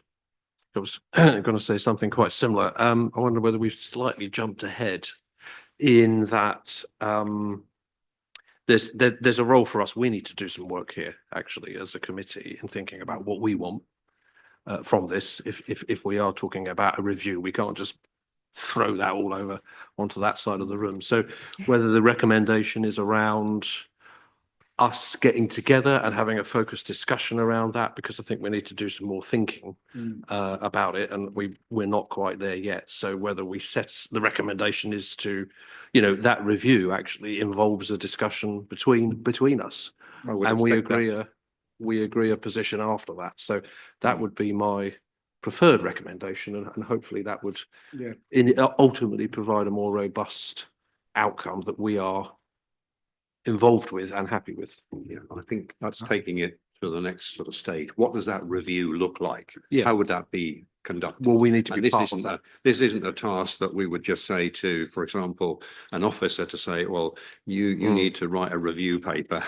This isn't that kind of thing. This is a step that we need to have an active engagement in. Otherwise, it's not going to work. I would like the recommendation to reflect that. I think that we need to take some responsibility in this, as you know, and have that discussion. So I'm going to ask you whether you have any a change of wording that you'd like to include as part of that proposal. As it reads at the moment, just to refresh your mind, it reads something like, I think David might have a Well, okay, well, correct me if I'm wrong, Chairman. So you've got, you wish to undertake a review of the capital bid process to look at how this committee can effectively engage in the process and in the progress of bids. Yeah, that's pretty much where I think what we've got now is some references around what we would like out of it, i.e. in terms of assurance and at what stage the bid we gain that assurance. But the review, I think itself, is about a conversation between this committee and the cabinet member and director on how we might best do that. Whether that comes as the, you know, the preamble to that recommendation. So the committee will meet with the portfolio holder and the officer. That's in more order about how we deliver on that review. Yeah, exactly. How we conduct that review. Right. That's what I want us to get. Councillor Holiday? I was going to suggest the exact mechanism to be determined, you know, so that would allow us to meet, decide how we wanted to do it, or would leave it fairly loose. Yeah. Would you be content with that? Please, can we wait until March? That's my only request.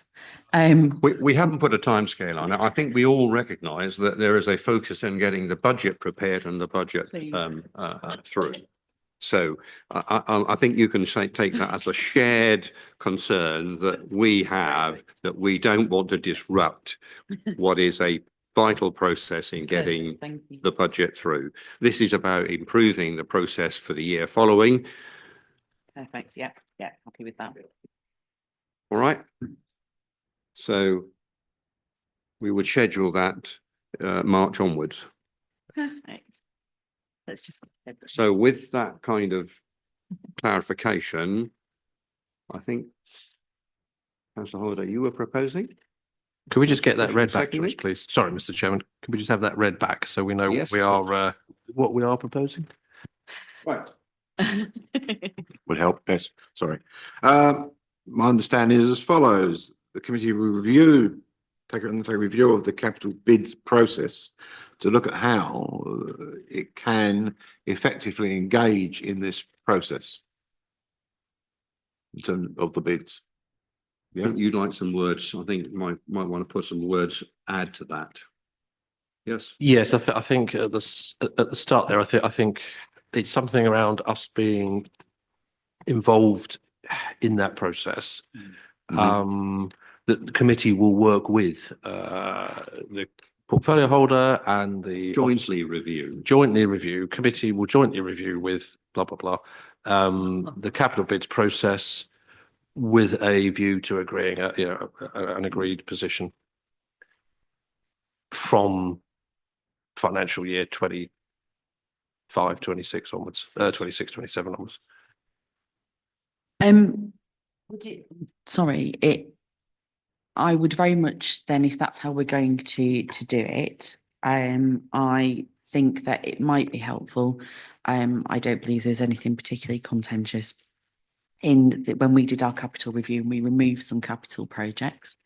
Perhaps that's how we would start the conversation so that you would be able to see how we got to the paper, and then we'll look at beyond that. So you will get a wider idea of why we chose what we chose and why we didn't choose what we choose as we start to review the process of how you can be more involved. Yeah, I guess what I'm saying is that the mechanism we can, you know, what is in and what is out is to be discussed. What I'm trying to get at is having that discussion about what this looks like. I think we can't look too far ahead and make those decisions. If we've agreed to conduct a joint review effectively, then those kind of issues will be very much the subject matter of that review. Okay, would you be? Yes? Right. Okay. Right. Are members sufficiently informed enough to make a vote? Yeah. Proposed, seconded, go to the vote, please. Show of hands. That's. And so that's not unanimous, but councillor Bailey, do you wish to vote against or vote against? Okay. Right. Well, I'm mindful of the clock, and we would normally take a break at this point, and we do have one meaningful matter still to deal with. So I would propose we take a break, a natural comfort break for 10 minutes. If we resume just before 25 past. So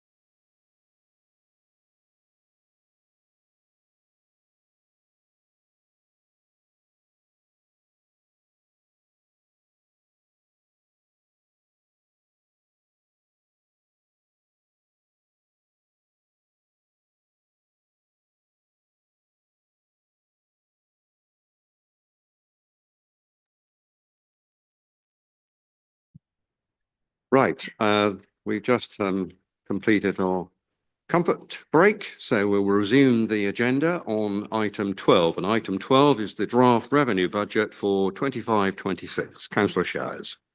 Thank you so much. The committee will recall over the previous budget monitoring process, and indeed when I brought the last budget to the committee, I had forewarned of bleaker times ahead. But today I am delighted, I'm sure the committee will be quite relieved that I'm presenting a balanced budget.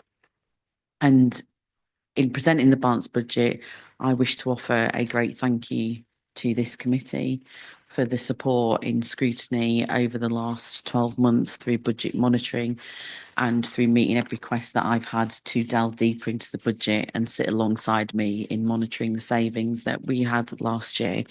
So I'm confident that going into the next 12 months, we are stronger together in ensuring that North Norfolk stays on track.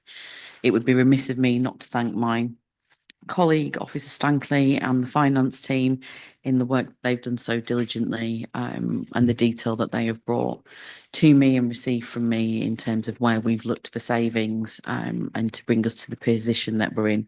I'm extremely grateful. Cabinet colleagues in the room who are probably quite tired of me mentioning the budget, Cabinet have been a strong part in this, but to the wider officer team, a huge thank you for rising to meet this challenge without question, and with such grace. So huge thank yous there. I wish to draw the committee's eyes to 2.2, which outlines the government's position. And I'm just going to read a statement, which, apologies to Councillor Cushion and Councillor Holiday. You will have heard me draw this out before, but I think it's quite important to do so. I'm sorry to yourself, Councillor Dixon. There were 133 out of the 164 district councils that received a 0% increase, with NNDC being allocated £805,000 to bring its increase up to zero. Without this, the council would have received a reduction in funding of £805,000. So the government promise of 3.2% did not materialise for this authority. In fact, we got zero, and we only got zero because the government would have cut our funding and had to bring us up to zero. So when we look at the table on page 71, thank you for including that, Officer Stankley, you will see that the Northern Metropolitans have received a large proportion of funding, followed by unitaries, counties, London, the fire service, and then you'll see that districts are way down there at the end. From that, it is very clear from central government the value that they place in the services that district councils offer. So where they talk about devolution and devolution of power, we know that local government reorganisation isn't devolution, it's removing power from local places, and that is backed up by the fact that they have offered us zero in our funding increase. So if you weren't aware, as finance portfolio holder, I am not best pleased at the message that sends to North Norfolk residents.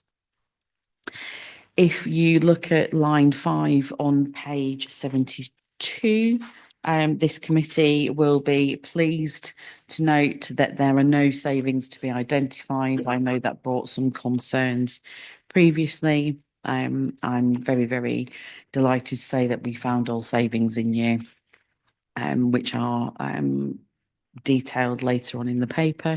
So I hope that nerves are settled with that, because you are clearly able to see where we intend to take our savings.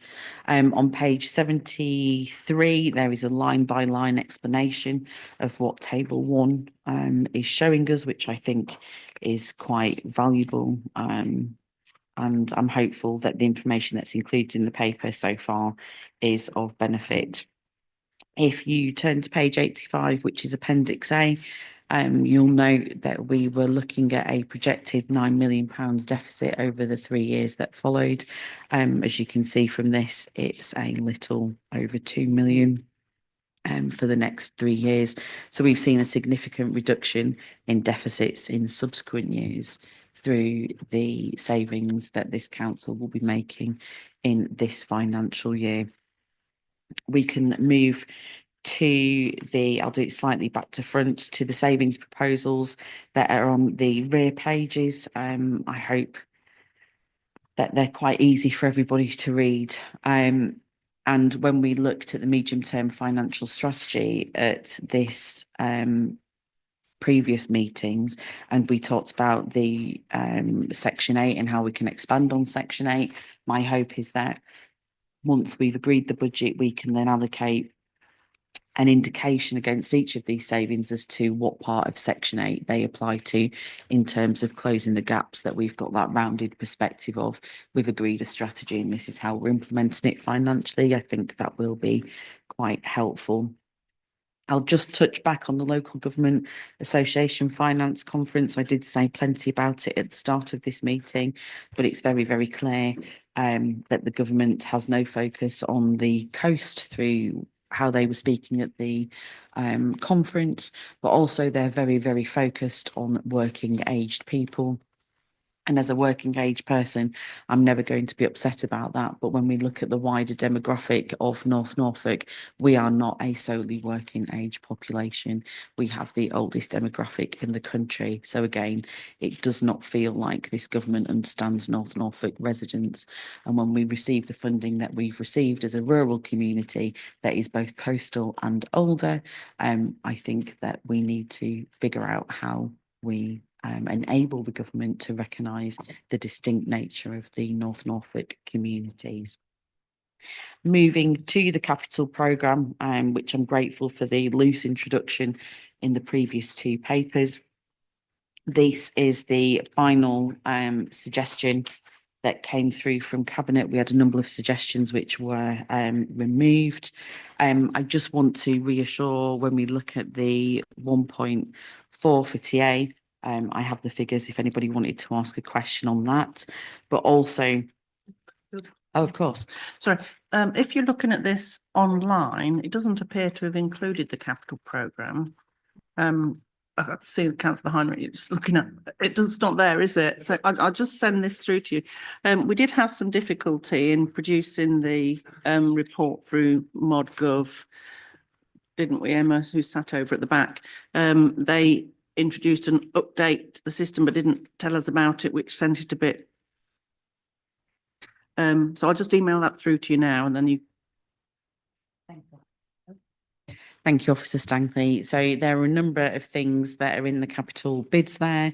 There is an explanation on the right-hand column as to why we've come to the point that we've come to. And to put Councillor Cushing's mind at rest, the indication for the investment into the Marhams isn't the Bowls Club in the paper that came forward. So I think in that regard, it will bring some peace of mind there. So I'm happy to take any and all questions. I think I've covered everything loosely that I would like to have covered. Okay, thank you. Oh, sorry, one more thing. Sorry, in relation to question that Councillor Holiday had asked me over the weekend, which unfortunately I didn't get to reply to, about the consultation. That's incorrect. The consultation isn't live. Last year we had put the consultation out on the 6th of February, and I'm just waiting for the date as to when the consultation go out. So that information is not correct in the paper. If I can just update you again on that, the budget consultation for council taxpayers residents is live on the website now. Oh, nice. It is only a very short consultation because we're not, unfortunately, in a position where we've got funds to make decisions about. We're in a position where we're having to find savings. So asking residents about what they would like to see introduced isn't really on, I don't think, if we've got no intention of taking what they say into consideration on areas of growth, because we're not in that place at the moment. But that is live now. Mm. And then we just have the budget consultation to carry out with the business rates payers, which we should do online via our channels of communication, working with the economic regeneration team later this week. We should hopefully get that out early next week. Thank you. Right, okay. While you're giving some thought to questions, Officer Stankley, are you in a position to answer the question that I raised on Monday at Cabinet in relation to the table on page 255? Yes, I have earlier on. I did say that I would try and get it out to you before the meeting, but it was a bit more complex, and the office that I got to do it didn't quite understand what I was asking, but she's submitted it to me again this morning. I've emailed it out to you. The reserves that we've got in terms of use of reserves or movement in reserves, because there are some contributions to reserves, is contained within the spreadsheet that I have sent out to you this morning. And hopefully it shows that the total of 4.4 million that we've got in for 24-25 and the 600,000 that we've got in for use in 25-26 is all planned uses of reserves in terms of where we've got grant and set that aside in a reserve to fund staffing, particularly in people services. That's very much the case. You know, that we apply the reserve to fund those members of staff, or within planning, we've used some to fund members of staff where we've had, you know, they're all planned items for expenditure, and where we've set information reserves aside from previous years. Revenues is another area where they often get new burdens grant, and if they're and that comes from central government to help cover the costs of any new burdens that we get coming through, and we put that into reserve and then use that when we know what the costs of implementing that new burden will be. We apply it back to the revenue account then. So it is all planned. So just to perhaps share this more widely with members, as I said, on page 255, there's a bottom of the table, bottom of the page there is a table 10, which is the use of reserves, and then paragraph 3.16 explains the use of those reserves. My question. Oh, could I just confirm that was the cabinet papers that? It was cabinet Yeah, paper. that you were referring Yes, to, but the it just so happens 255, that yeah. I think it's similar on these papers as well. So yes. So my question was, does it also include the use of those reserves to cover revenue spends on services?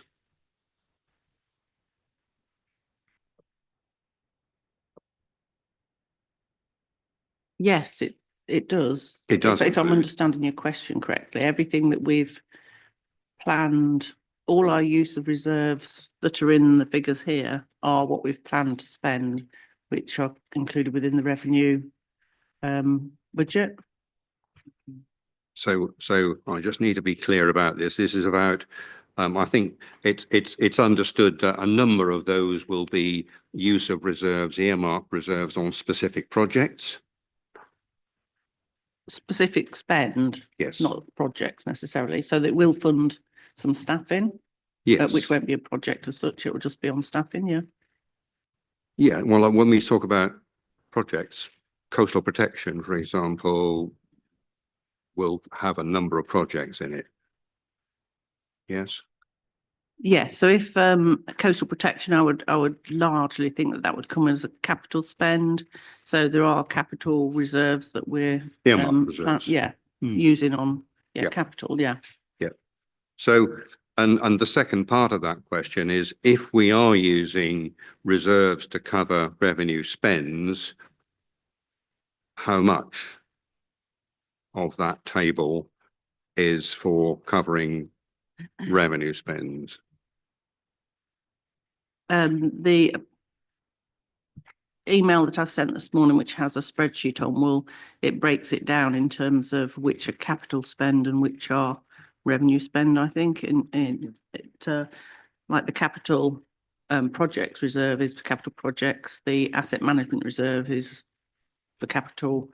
The major repairs reserve is largely for larger items of either revenue or capital spend, and the other reserves are generally just for revenue. So has that email been shared with all members? Okay, right. I haven't seen that, so I'm obviously blind to that. Right, okay. Questions? Comments? From members? Councillor Cushing. I put up a number of, if I just may go to page number 6, my question is, if you look at page 80, table 13, looking at the recent trends in terms of the deficits that we've had, looking at the projections there, does that not look somewhat optimistic?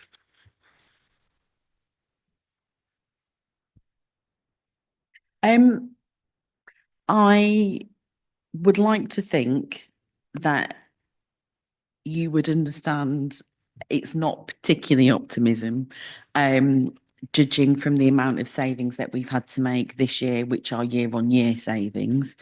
If you'd have asked me in 2019, and indeed yourself in 2019, was our budget position optimistic? I don't think we would have said it was, because of the things that happen outside of our control. But from where we are right now, when we've looked at our future spend and the savings that we've made this year, that is a clear projection of where we're going to be. Whatever else happens in the around us that we can't control, obviously we can't budget for, but if we project our spend this year on future years and our income this year on future years, then we arrive at where we are. Yeah. Could I just add on that? So a lot of the savings that have been found for 25-26 do have ongoing implications, and that's why you see the net position for the following 3 years is much lower than we'd previously forecast at this time last year, because of the savings, the type of savings that have been made, have had implications for future years. I can come back to that. I think I've been a long-term Cassandra forecasting doom and gloom for a long while now. So I may continue to do so.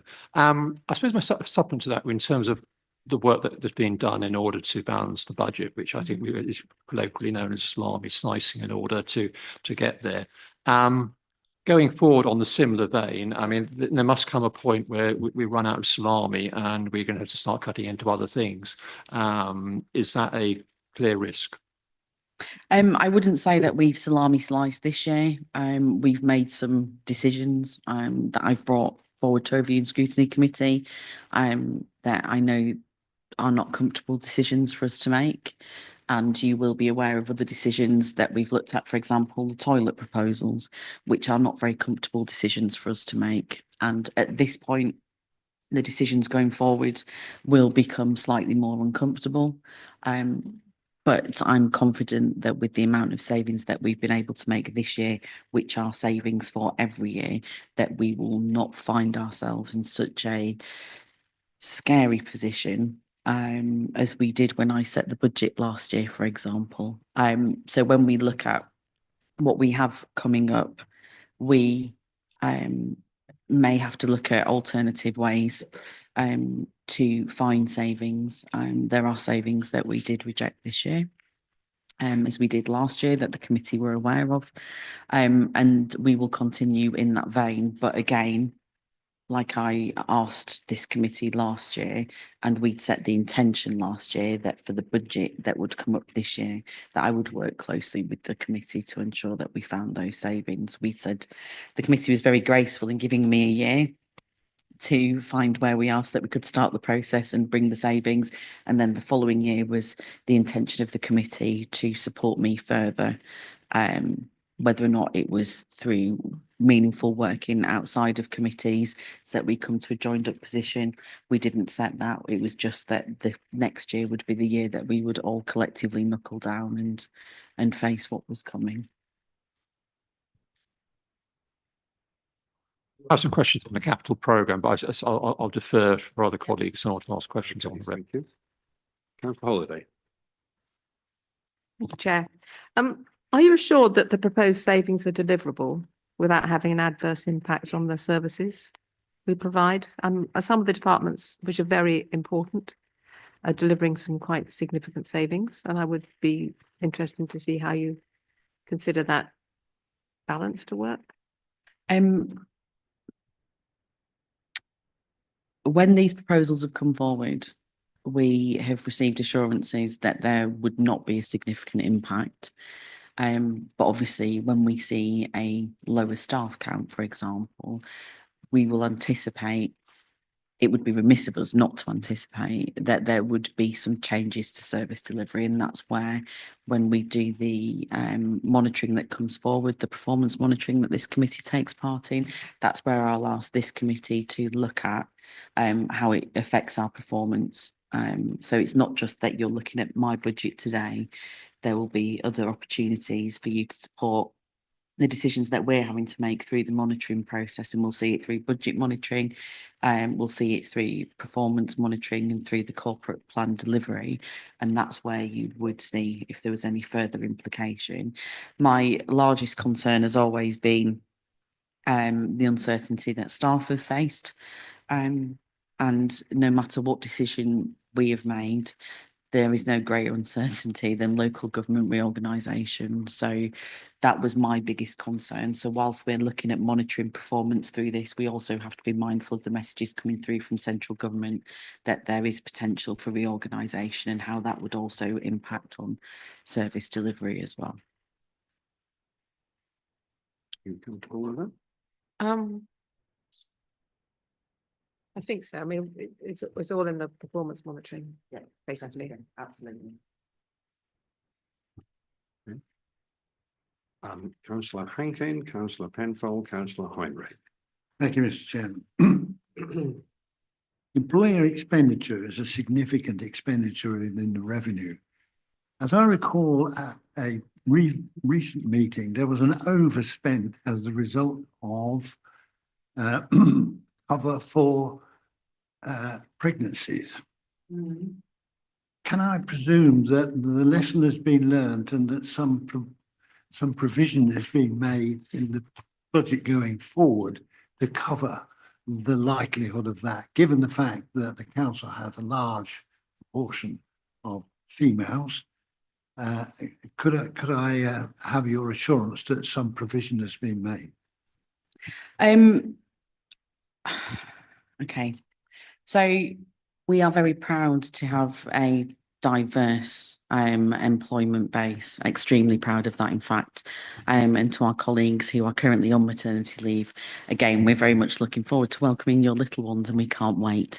I do not believe that there is any way in which we can accurately predict the amount of pregnancy or maternity leave that we would undertake in any given year, and there is no way that we could limit that either. And I would be very grateful if we would discontinue these conversations, because I think it's inappropriate, and specifically in potential breach of any equalities and diversity policies, because the understanding of how we would contain that and how we would put a limit on that is quite shocking and works against the Equalities Act 2010.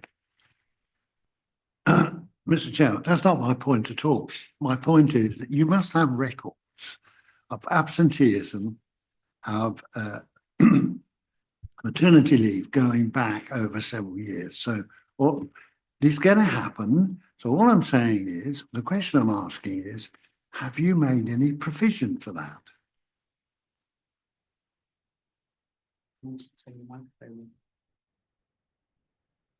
We will have made provision for that, obviously, but we can't put a cap on it. So I would think that this level of conversation is inappropriate. There is no way at all that we can put a cap on how many ladies can go off on maternity leave. So I would ask the chairman that we move on from this topic, please. Once again, you misunderstand. I'm not suggesting that the council should put a cap on it. that's completely impractical. The question I'm asking is, given the fact there has been levels of absenteeism, in particular a result of maternity leave, has any provision been made in the figures going forward to take account of that? Again, I will say yes, but unless we're going to make provision for every person of childbearing age to go on maternity leave, I don't think that we will ever be able to be completely accurate in how much budget we put to one side. So again, I don't think that this is a productive part of the conversation. I ask the chairman to I'm move going to on. stop the conversation at that point because your question was very much a yes or no. You have a yes. Yep. So I don't really want to go down any of the but routes. I think we'll leave it at that and move on. So, Councillor Penfold. Thank you, Mr. Chairman. I'm just looking at the capital programme, if I may, on page 81. So it's table 14. Capital bids in that sort of last section there, and meeting our housing needs, which just looking at the 1.4 million pound budgeted for 25-26, am I right in saying that's for temporary accommodation? Yep.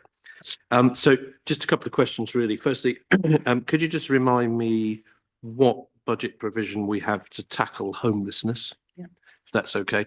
And also, do you feel that 1.4 million investment will save us money going forward?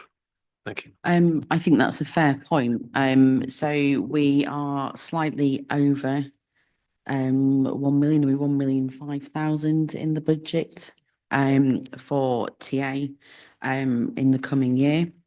This investment is for an additional 5 properties. I think it could be stretched to 6 should there be the right properties.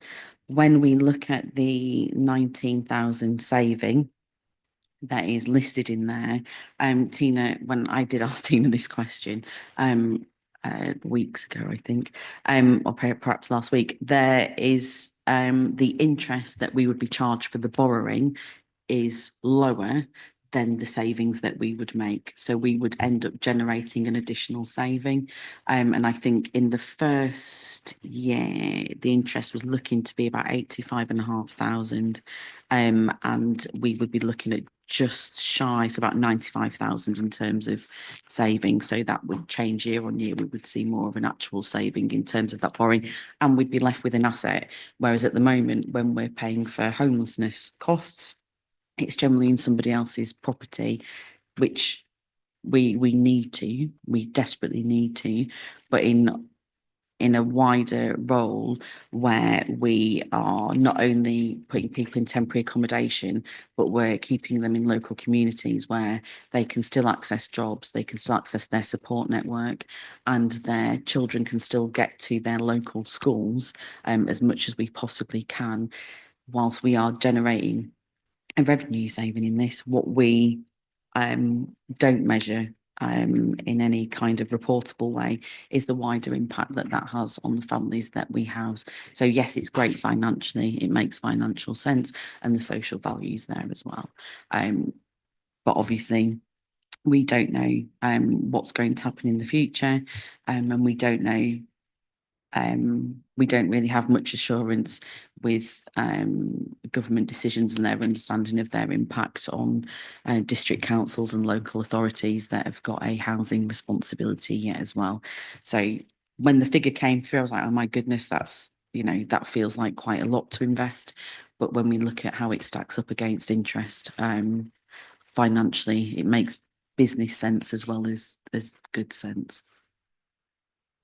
Thank you. That's very clear and very positive. I'm just this is my financial ignorance here, but so going forward, sort of budgets 26, 27, 27, 28, where there isn't anything in there for that in terms of that investment in temporary accommodation, and given the positivity you've just outlined, presumably that will change, will it? So we are looking to, this isn't a one-hit investment, it is a a sort of a longer term strategy? Yes, but in terms of the optimism that Councillor Cushing pointed out earlier, I think we have some potential optimism here about the reduction in the reduction in the size of family. So these are family properties that we're looking at. So what we're hopeful of is that we'll see a reduction of families going into temporary accommodation as we see the social housing coming through that has gone through the planning process, looking at both the chair of planning and the portfolio holder for planning in the room. So this doesn't mean that we're not going to, it just means if we look at the Fakenham capital bid, for example, that would be a 2-year project, whereas we could do these houses in 1 year, and then when we look at the capital programme next year, then we would look at it. So it's a way of informing us that this is a 1-year project rather than a 2, 3 or 4, 5-year project. That doesn't mean that there may not be other things coming forward, but obviously Tina's indicated. Yes, just with this as well, we have recently, our housing options officer has submitted another bid for some LAF funding from the government, which we will hopefully be able to contribute towards funding. Oh, I'm going to sneeze again, sorry. So we can use that to replace the borrowing when we find out whether we've got that or not. Okay. Councillor Hardwick. Thank you, Chair. A couple of questions, if I may. Firstly, given that it appears the government is totally clueless about the needs of rural areas, if not just treating us with contempt, I'm not sure which, I should work on the basis clueless. Can I presume that looking forward, we are assuming that there will be no further increases in government grants? We'll be stuck on that 0 point indefinitely or till we are merged with others? The indication is as so. A question was asked at the finance conference, the LJ finance conference, as to what type of settlement. So when we've told there'll be a multi-year settlement, does that mean that we will learn the money that we will get for the next 2 years or the next 3 years so we can financially plan?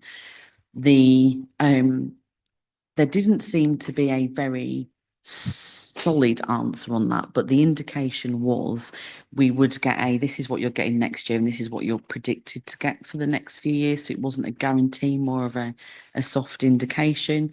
So the multi-year settlement doesn't feel like a multi-year settlement. It feels like exactly what our team has been doing year on year, where they've made an assumption that what we'll get this year, we will get for the future years. And that's how we've been planning. So like the 3.2% funding guarantee, which didn't materialise, I don't feel like the multi-year settlement is going to materialise for local authorities in the way that we had hoped. Thank you. Useful clarification. Second point, we've made a significant number of savings, as you say, are ongoing. Will we continue to look for savings, for example, by introducing new technologies, such as AI, to streamline some of our admin processes? Yeah, we'll continue to look for new savings. What Officer Stankley and I haven't decided or spoken about actually is whether or not we would report on in-year savings as well, like we have done this financial year. That's something that perhaps we need to think about when we're coming to budget monitor at this committee, for example. But as much as we would like to take a break until next autumn, we will, once we have got the budget through full council and we've started the next financial year, we will then begin the whole process again of how we start to balance the budget, because Tina and I, from the previous year where we didn't feel like we had the time, this year we have started late spring and continued up until this point. We will keep that cycle going, I think, because it keeps it at the front of everybody's minds, and it makes sure that when we're looking at the business that this council does, that any decisions that we make will be having the next budget in mind. Much to the dismay of my cabinet colleagues and officers, Tina and I are quite joined up in our approach, as this is an all year round thing rather than a let's start in autumn thing. Just to go back to your first point, I on Monday raised that very point at Cabinet, and the Technicolor graph that we've got on 71 is a slightly missed trick there, really, because there should be another. No, I wouldn't call it a column. I'll call it a line, which should be on the right of the 0.32, which is North Norfolk District Council, a big fat 0. Anyway, right. I've got Councillor Vickers. I think we've moved on, Chairman, because I was simply going to leap to the defence of Councillor Hankins. He was asking a simple question about contingency funds, and I think he got a response that misconstrued his question and made all sorts of implications that I don't think Councillor Hankins intended, but it's now moved on, so I won't say any more. That's fine. Thank you. Any other questions? Sorry, Councillor Cushing. Can we move to the page 108 and 109, since look at the proposed capital bids? I have 1 or 2 questions there, if I may. The first one is on the Holt Country Park septic tank, where we're potentially going to spend £30,000 replacing it. Wouldn't another option to be just to empty it more regularly? Yes, so if you emptied it more regularly, that would come at a revenue cost. So the capital investment would save on the revenue cost of regular emptying. So this is an invest to save proposal. In a particular area that isn't as glamorous as many of our investor saves. I would urge all members of the committee, if you get the opportunity, to organise a visit to Holt Country Park, because the capital investment that we made last year has made such a huge difference to the well-being of staff, but also a huge improvement to the area there. So if you do get the opportunity, the staff will be more than happy to show you around the drying rooms and the showering facilities that we've put in for staff there. And it's nothing particularly fancy, but it's very, very workable and very, very useful and very, very welcomed by the staff, who did pass on their thanks for the investment there. But yes, it is an invest to save, which is great, because that means that more people are visiting, which means there's more income coming in from a car park, which means there are more people using the toilet, which means we need to empty the tank more often. So in a backhanded way, it's quite a positive.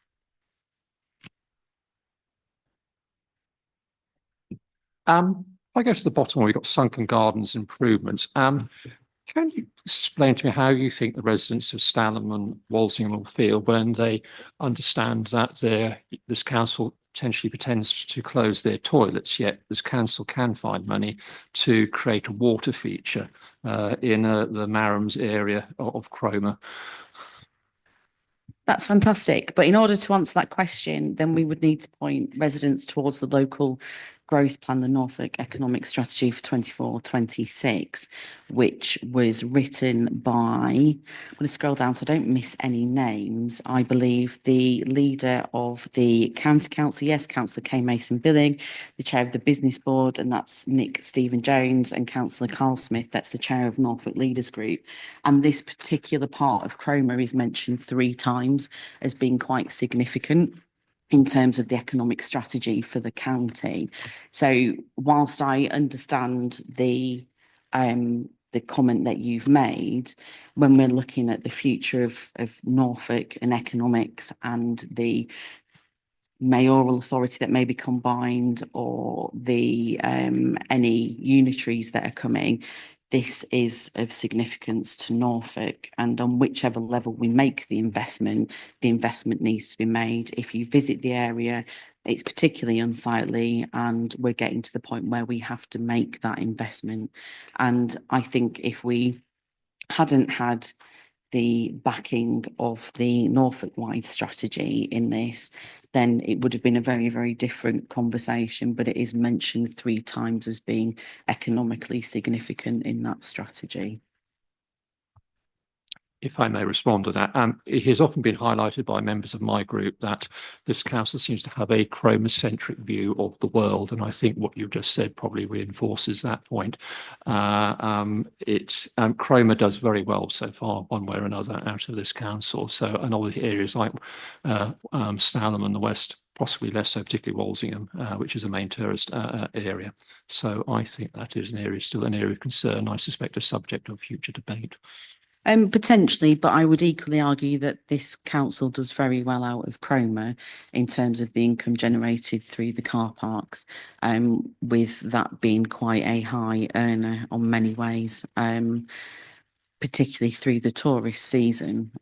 So there's a balance to be struck there.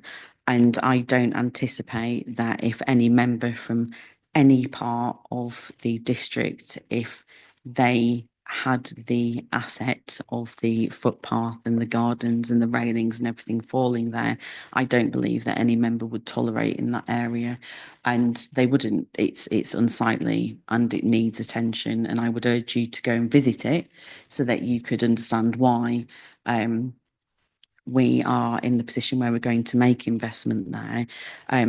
This doesn't come at comfort to Chroma members who are very aware how every time we spend money on the many assets that we have in Chroma members then are met with the almost shame, I believe, for having so many assets in the area, and it's very uncomfortable for Chroma members. But as a cabinet member for estates, we need to invest in these areas because they are falling into a state which is unacceptable for this council. So there has to be a balance struck at saying we own so much in Chroma that we have a lot of investment in Chroma. But if we balance that with perhaps the investment that we've made elsewhere, for the income that the area generates, we don't make the investment in Chroma on balance with how much money we get from Chroma in terms of revenue. It may feel like that sometimes, but it genuinely isn't.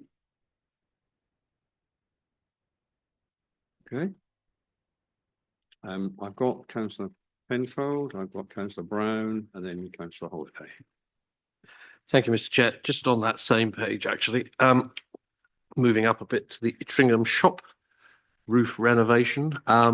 Ittringham shop is fantastic, and again, I would recommend everyone have a nice walk around Ittringham and a cup of tea there afterwards, because it's superb and it's a good thing that we own it. So it's clearly a lot more than just a shop.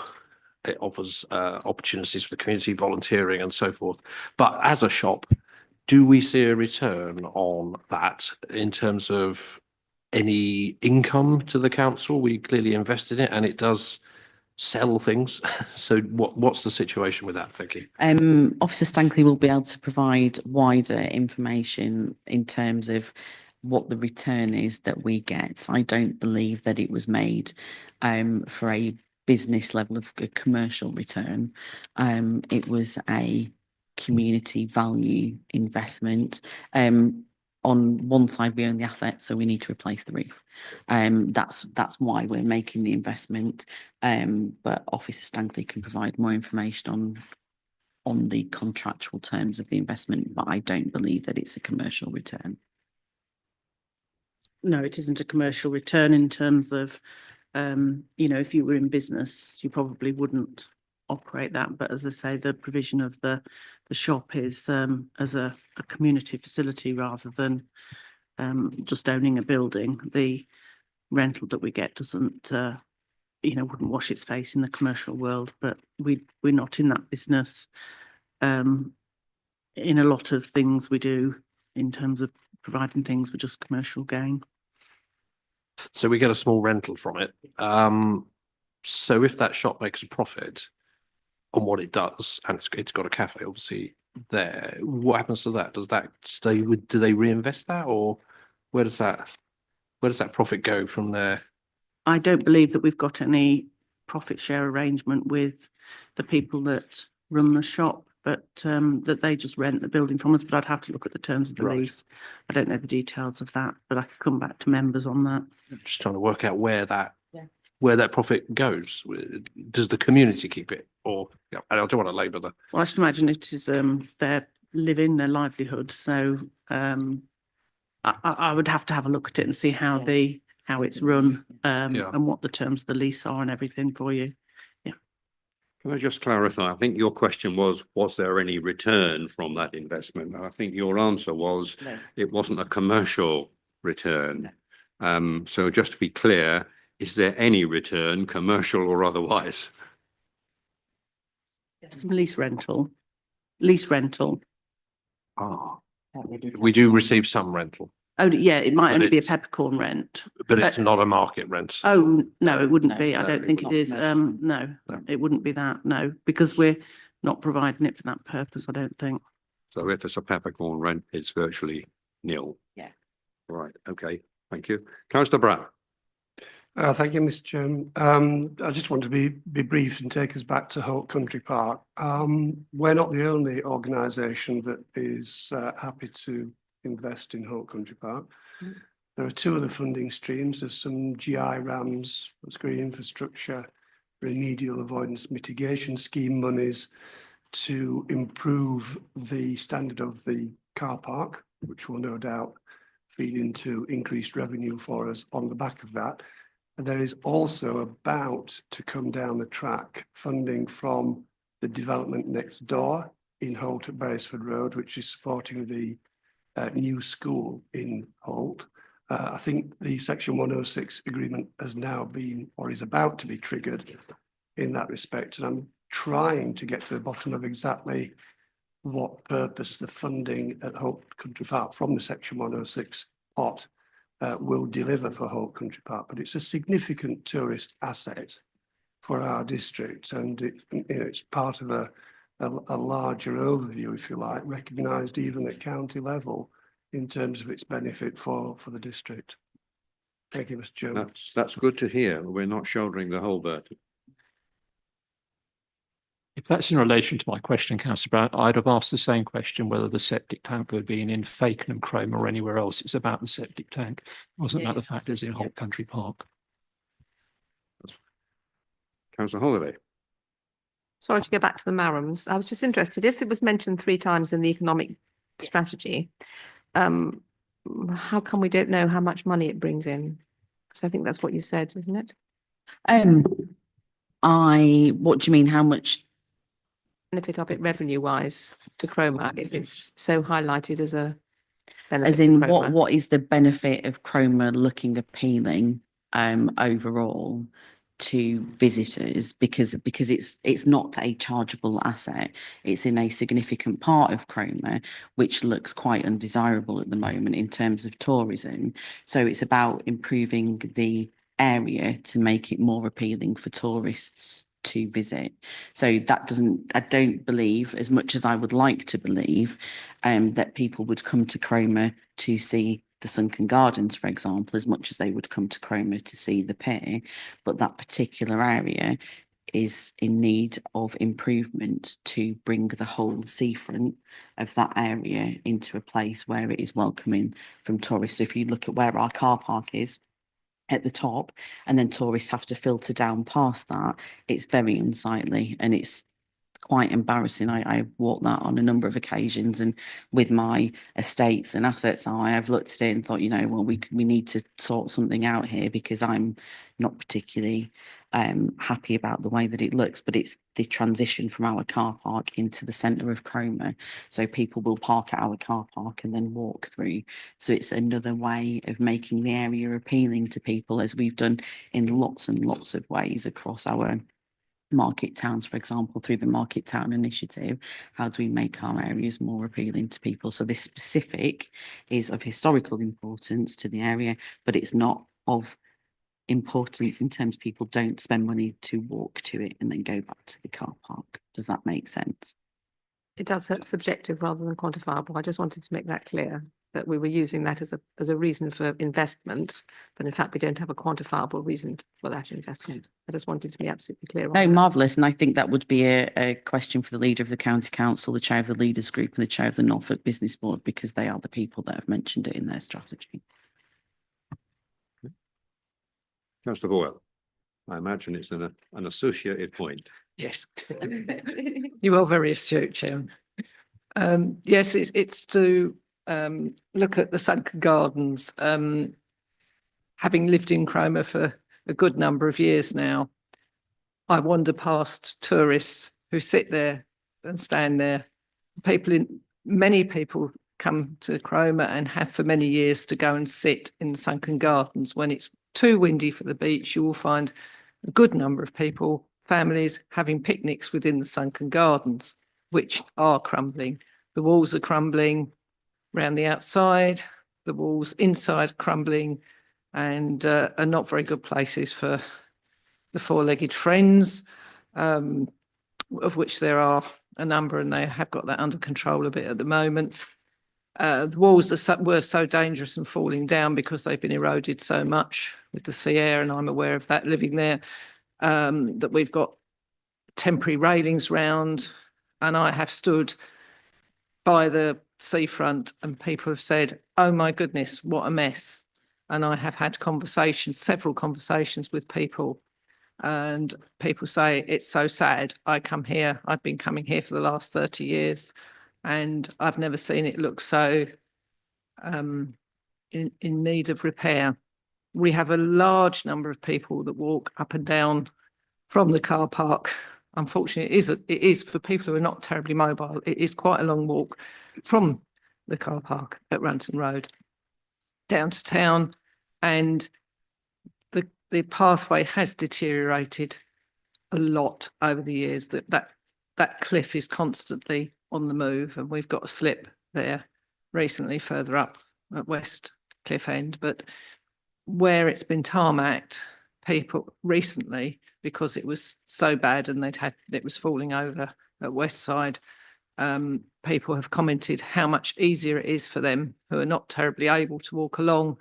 And the pavement, if you walk along it from where the tarmac stops, going along towards the shops, it's really quite rickety and it's not fit for I think we get the picture. purpose. So yeah, I think you've thank you. painted the picture well and truly. All right, basically we can't, Chairman, we can't quantify that.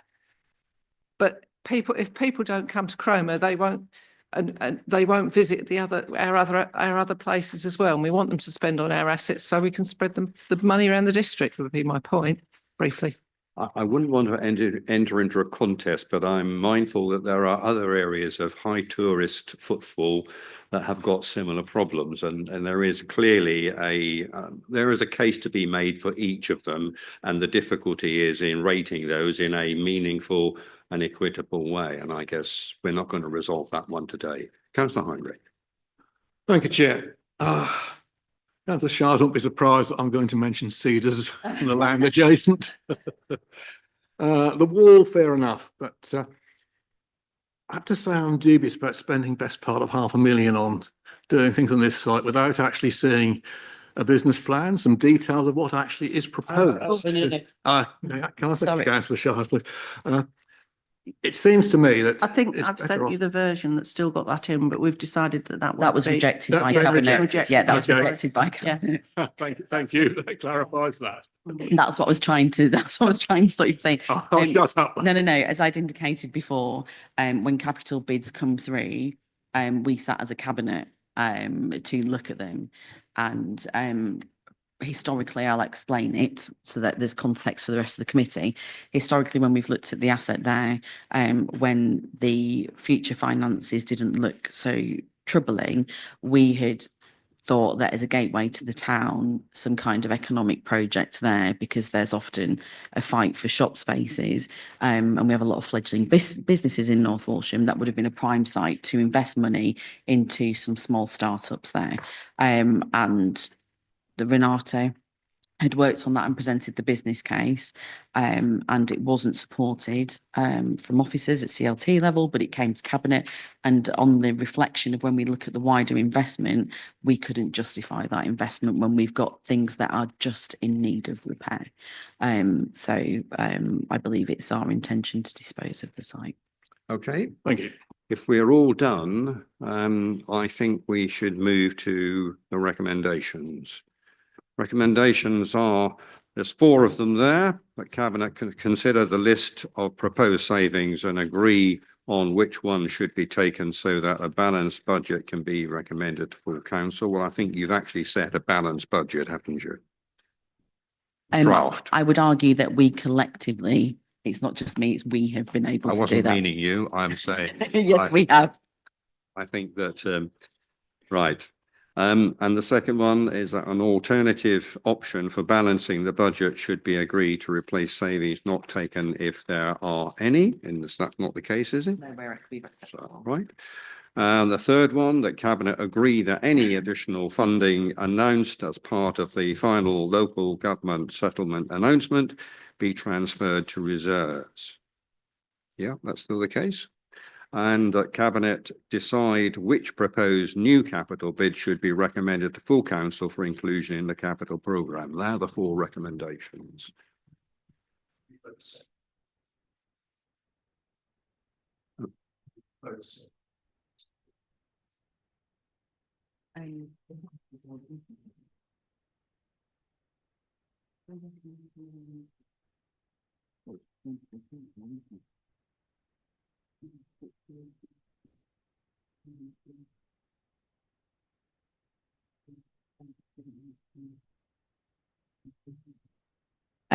So the draft revenue budget has already been through Cabinet. It came through Cabinet on Monday. So I'm not aware that this will be returning to Cabinet. I may be incorrect. It is on 3rd of February. Oh, it's on the 3rd of Yeah, February. sorry, yeah. I'm incorrect. It will be coming back to Cabinet on the 3rd of February. As much as I love the budget, I've seen it more times than I can. Well, Yeah, okay, sorry. Item 4 is a capital programme. Yeah, not the revenue budget. so my concern was over the wording, but it does come back to us again, yeah. Yeah, so Okay. I think that overview and scrutiny can make a recommendation as to if it's got any that it would like to propose in terms of the capital bids content, yeah. Or we can do that at full council when we come to the budget. That's probably where we normally do it, I think. Yes, today is not the only opportunity to do that. That would be a committee decision. So I guess the only request I would have is that if you were not going to vote for that to be the case, it would be preferable to have a preference as to, or an explanation as to why. Just saying no doesn't really give any steer. So that's why I guess Tina Stankley was asking for some clarification on it. Oh, perhaps I can turn it the other way around. We may have issues with some of the things in the capital programme. What I do not want you to be able to say at the full council is that you had your opportunity in overview and scrutiny and you didn't say anything. So I just suppose I'm raising a flag here. That's the point I'm probably trying to make in terms of doing that. So if that point is taken, then I'm less minded about. I try and give as many opportunities as possible for people to wear their views. And I'm fully aware that you will probably save it until full council rather than let us know at any point if you've got an alternative. Yeah. Yeah. Okay. I will always say that I've given many opportunities for suggestions all the way through because it's not just about us in the room. It's about the public understanding that that there are 4 options. And I'm available should anybody wish to bring anything forward so that we don't get to full council and we don't have time to make a decision. That's the only reason why I do bring that. But I will not at full council say to you, should you have an issue, that you should have brought it up sooner if you do not wish to. No, and I may well avail myself the opportunity of discussing with you beforehand. all right, okay. Are you content to take a vote on all 4 en bloc? Yep. Okay. Can I have a proposer and a seconder then? Councillor Heinrich, Councillor Boyle, in that order. A show of hands, please. That's unanimous. Thank you.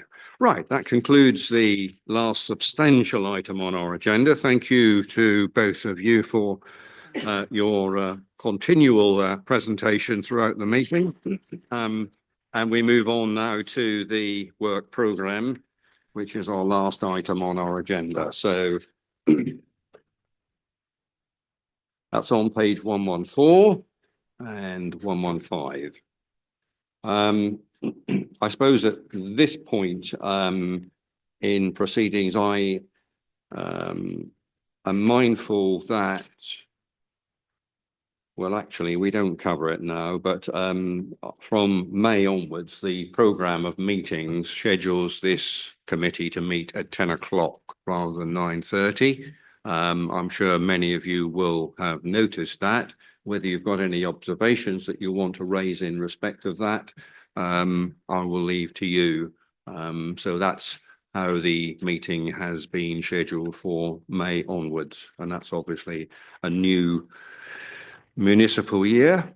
So Can I just ask a question? Because I don't understand whether that was actually a deliberate or whether that was simply a typo when that programme was put together, because normally we have a 3-hour meeting, and personally, I'd rather start that meeting at 9:30 in the morning than 10 o'clock.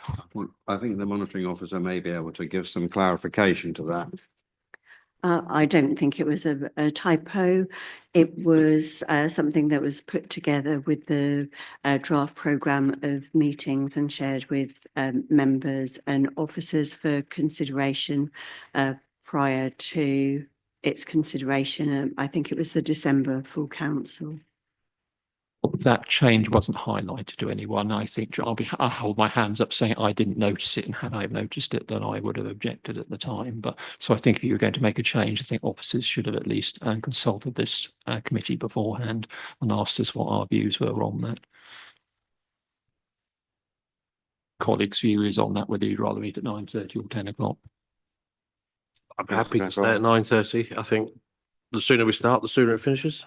I would concur. I mean, much as I enjoy it, mind. So yeah, 9:30 is fine. If but I'm happy with 10. I really don't mind. I mean, I think it's a matter of fact that it hasn't been discussed by this committee. And I think that's probably an issue that we might want to return to, but I just raise it so that it's out in the open, and you may want to make your own representations, and whether we have a further discussion on that between now and May. Okay, so the work programme then. Officer Knight, do you want to just take us through that? Right, thank you, Chairman. I mean, basically is as read. I have nothing further to add at the moment. Obviously, appreciate I've only been had my feet under the table for the last 10 days, but obviously, in terms of the work programme going forward and what you want to do and how you want to do it, obviously it's within reason. There's always open for debate and discussion. I mean, 12th of February is, I would say, or happy to be corrected, is very much a done deal. However, regards to March and April, if there are other things that you feel are appropriate, now's the time to speak. Yes, you just prompted something for me just to double check here, because the 12th of February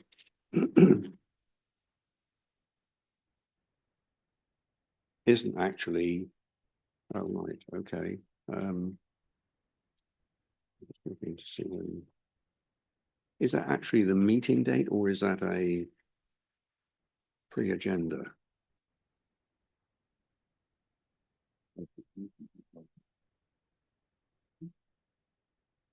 It sounds like a pre-agenda. Yeah.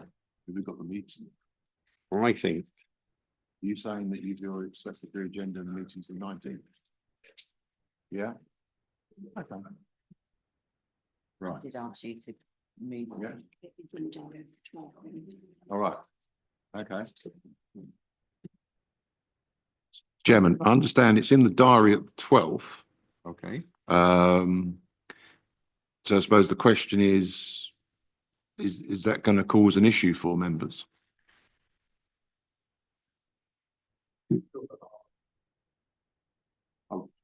Sorry, councillor.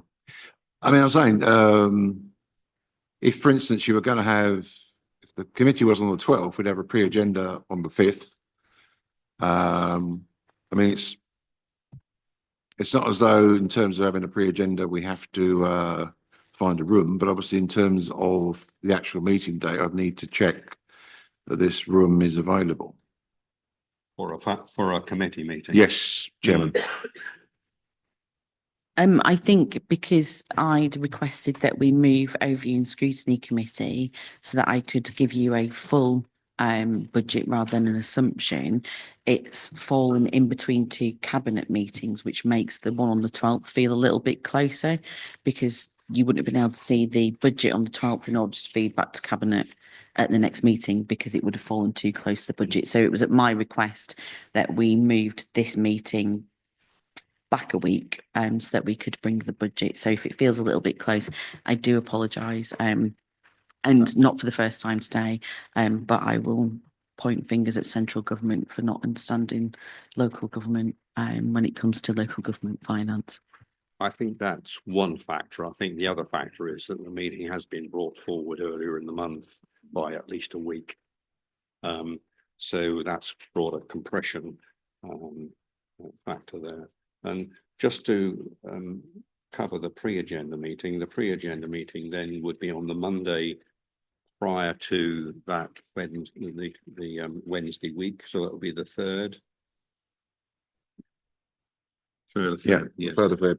But actually that's only a week and a bit before, and we had actually normally we've moved it 2 weeks and a bit, if you remember, to give more time for work to be done. So in this case it will be on Monday the 3rd.